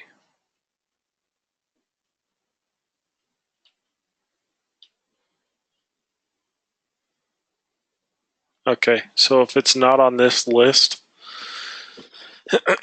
basically the pilot has to send a report to the director of operations, and then the director of operations has to send a report to the FAA of why that airport was chosen.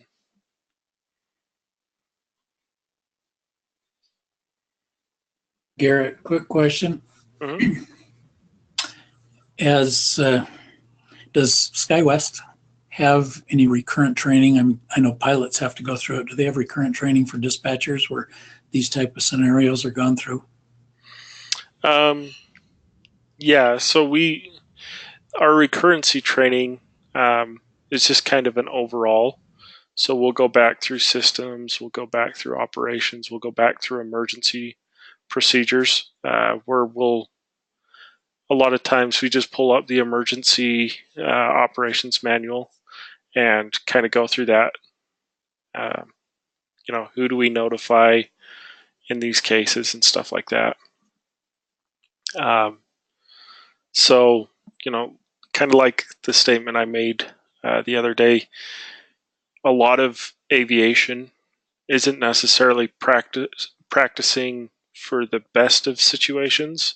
We're always practicing for the worst of situations. And that's really what we talk about. We'll talk about the day-to-day operation, but then we also really kind of hit the emergency procedures, because those are every bit, if not more so, important as the actual dispatch, day-to-day dispatching. I guess emergency or irregular operations. So, Thank you. yep. But that's always done on that anniversary. Like I said before, they always do it every year about the same time. So,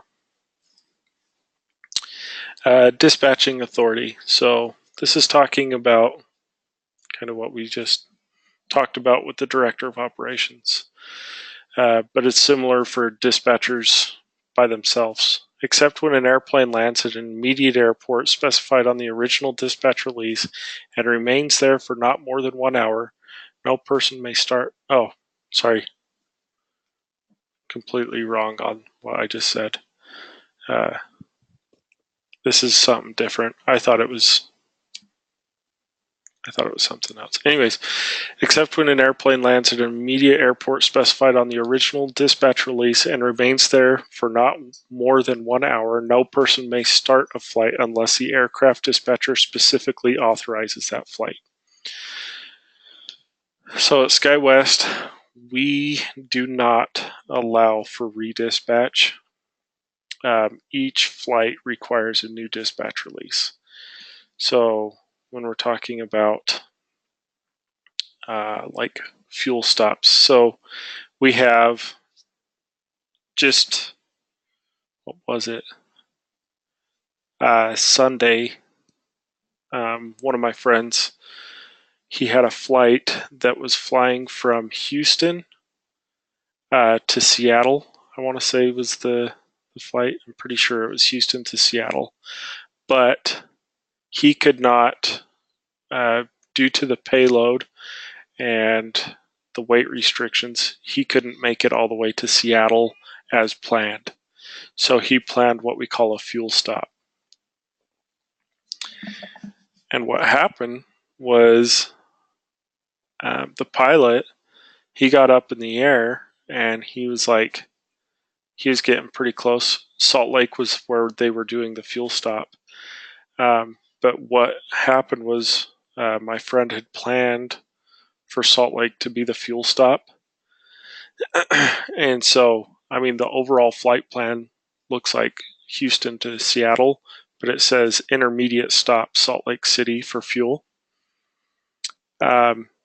Once he got in the air and that dispatch release, once he was past that point of dispatch that we'll talk about later, but once he's past the point of dispatch, he got up in the air and he was getting close to Salt Lake City, and he's like, look, we're going to have enough fuel to make it all the way to Seattle. And the dispatcher was like, I'm sorry, but you have to land at Salt Lake. And the pilot was like, well, can't you just redispatch me and change it to where I fly all the way to Seattle and all this other stuff? And it's like, SkyWest policy and procedures and FAA requires that if I've planned you to land at Salt Lake City, you have to land at Salt Lake City. So that's kind of what this is talking about, is we have to authorize the flight to continue on. Once they've been dispatched, unless they're there for longer than an hour, unless they're there for less than an hour,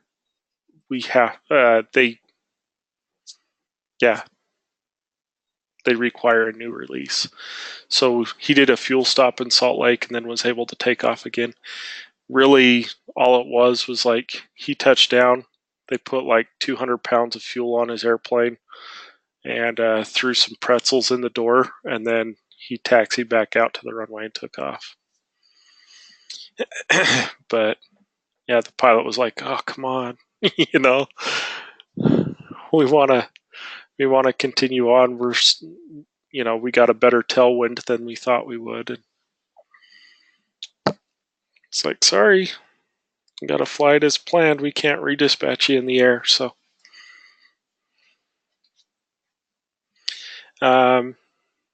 for flag operations, no person may start a flight unless an aircraft dispatcher specifically authorizes that flight, and then no person may continue a flight from an intermediate airport without redispatch if the airplane has been on the ground for more than 6 hours. So it changes between domestic and flag.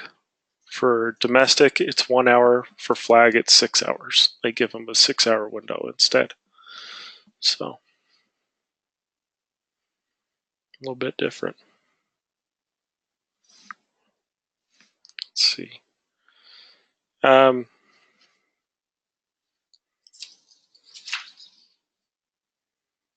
like halfway through this subpart U, and we're winding down on class.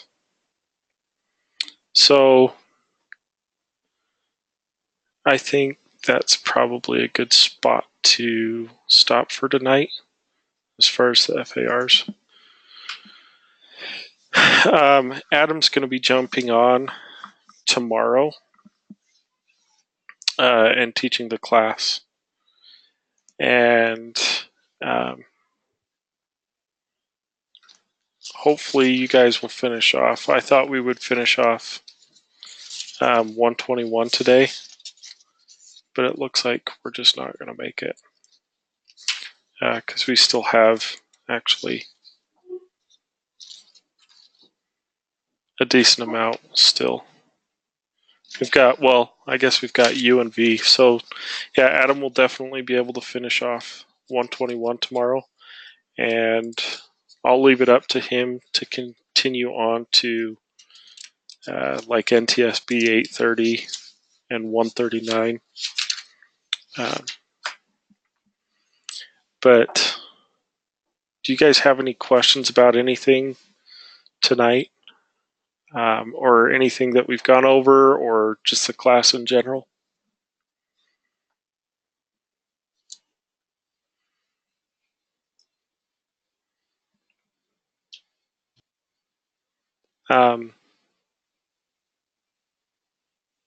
Again, I apologize for tonight being a little bit delayed, but I definitely appreciate the understanding.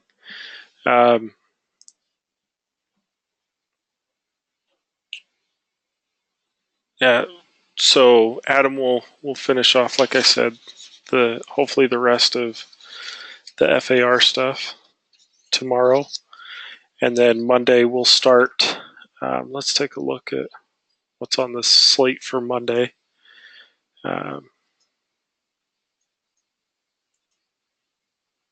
It looks like navigation, so we'll get back on track there Monday. So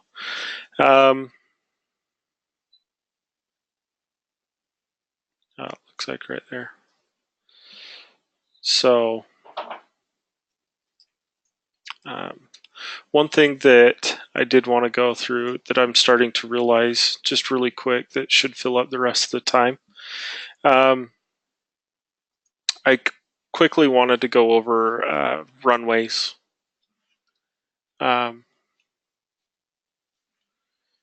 Just kind of talk about runways. I know I keep referring to like runway numbers, 28 and 1, stuff like that.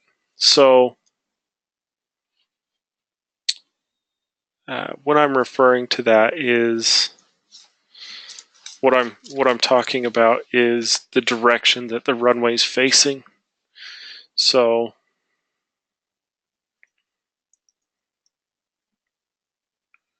just trying to see if I've got it.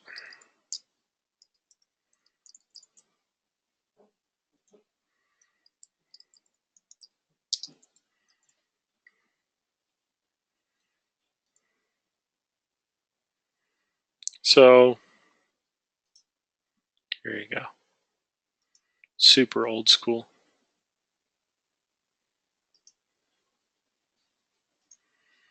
So let's look at a old compass. You guys remember me talking about maritime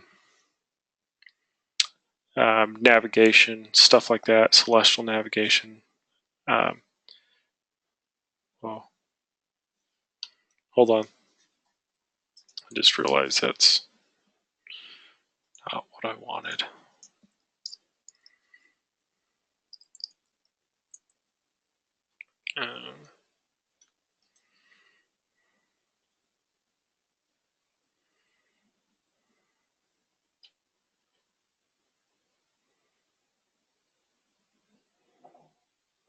There we go. This is the one I want.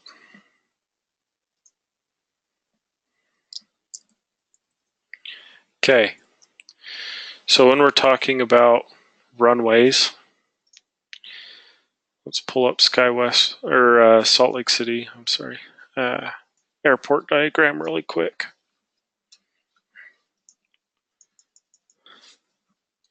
You can see that we have runways 34 left, 34 right, and 35, and then this is runway 32. So when an airplane is flying and landing on runway 34 left, let's say, so you got an airplane here.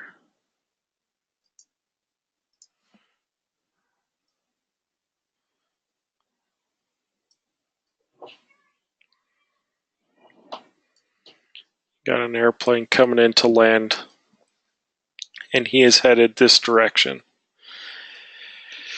He is heading a direction of 340 degrees approximately.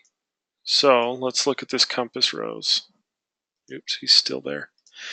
Okay, so 340 would be basically this direction. So he is facing a direction of northwest north, or west, yeah, northwest north. 340 degrees. Our compass is divided into 10 degree, well, really 1 degree sections up to 360 degrees. So full circle, right? So every runway you see will be numbered with the first 2 digits that you see. So San Francisco, we talked about the landing on, or taking off on runway 1. They're taking off on at a direction of 10 degrees approximately. And that's just kind of how runways work. So the runway would basically look something like that. And their airplane would be taking off in that direction. Does everybody kind of understand what I'm talking about? Super foggy, I know.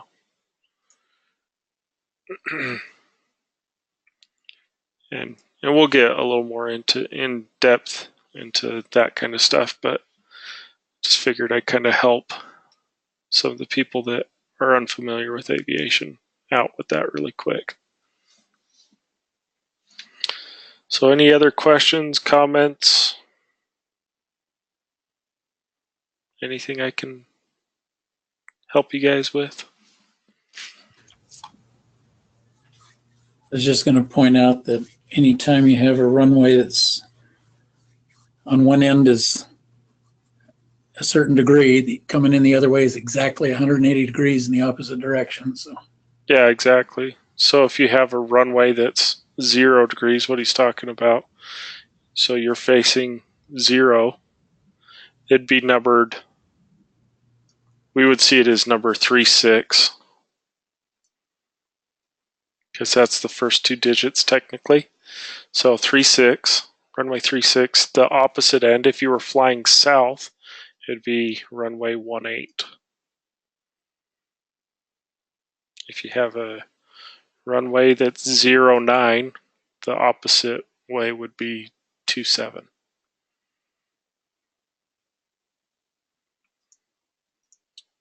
So as we work with airports and stuff like that, you'll really start to catch on. So talked about these 3-4s. Oh, and then whenever there's an airport or a runway numbered with a 3-4 and then like a left or a right, like you see here, those runways, there's 2 3-4s, so they just, one's on the left, one's on the right. Same on the opposite end, 16 left, 16 right. And then 3-2, 1-4, 3-5, 17.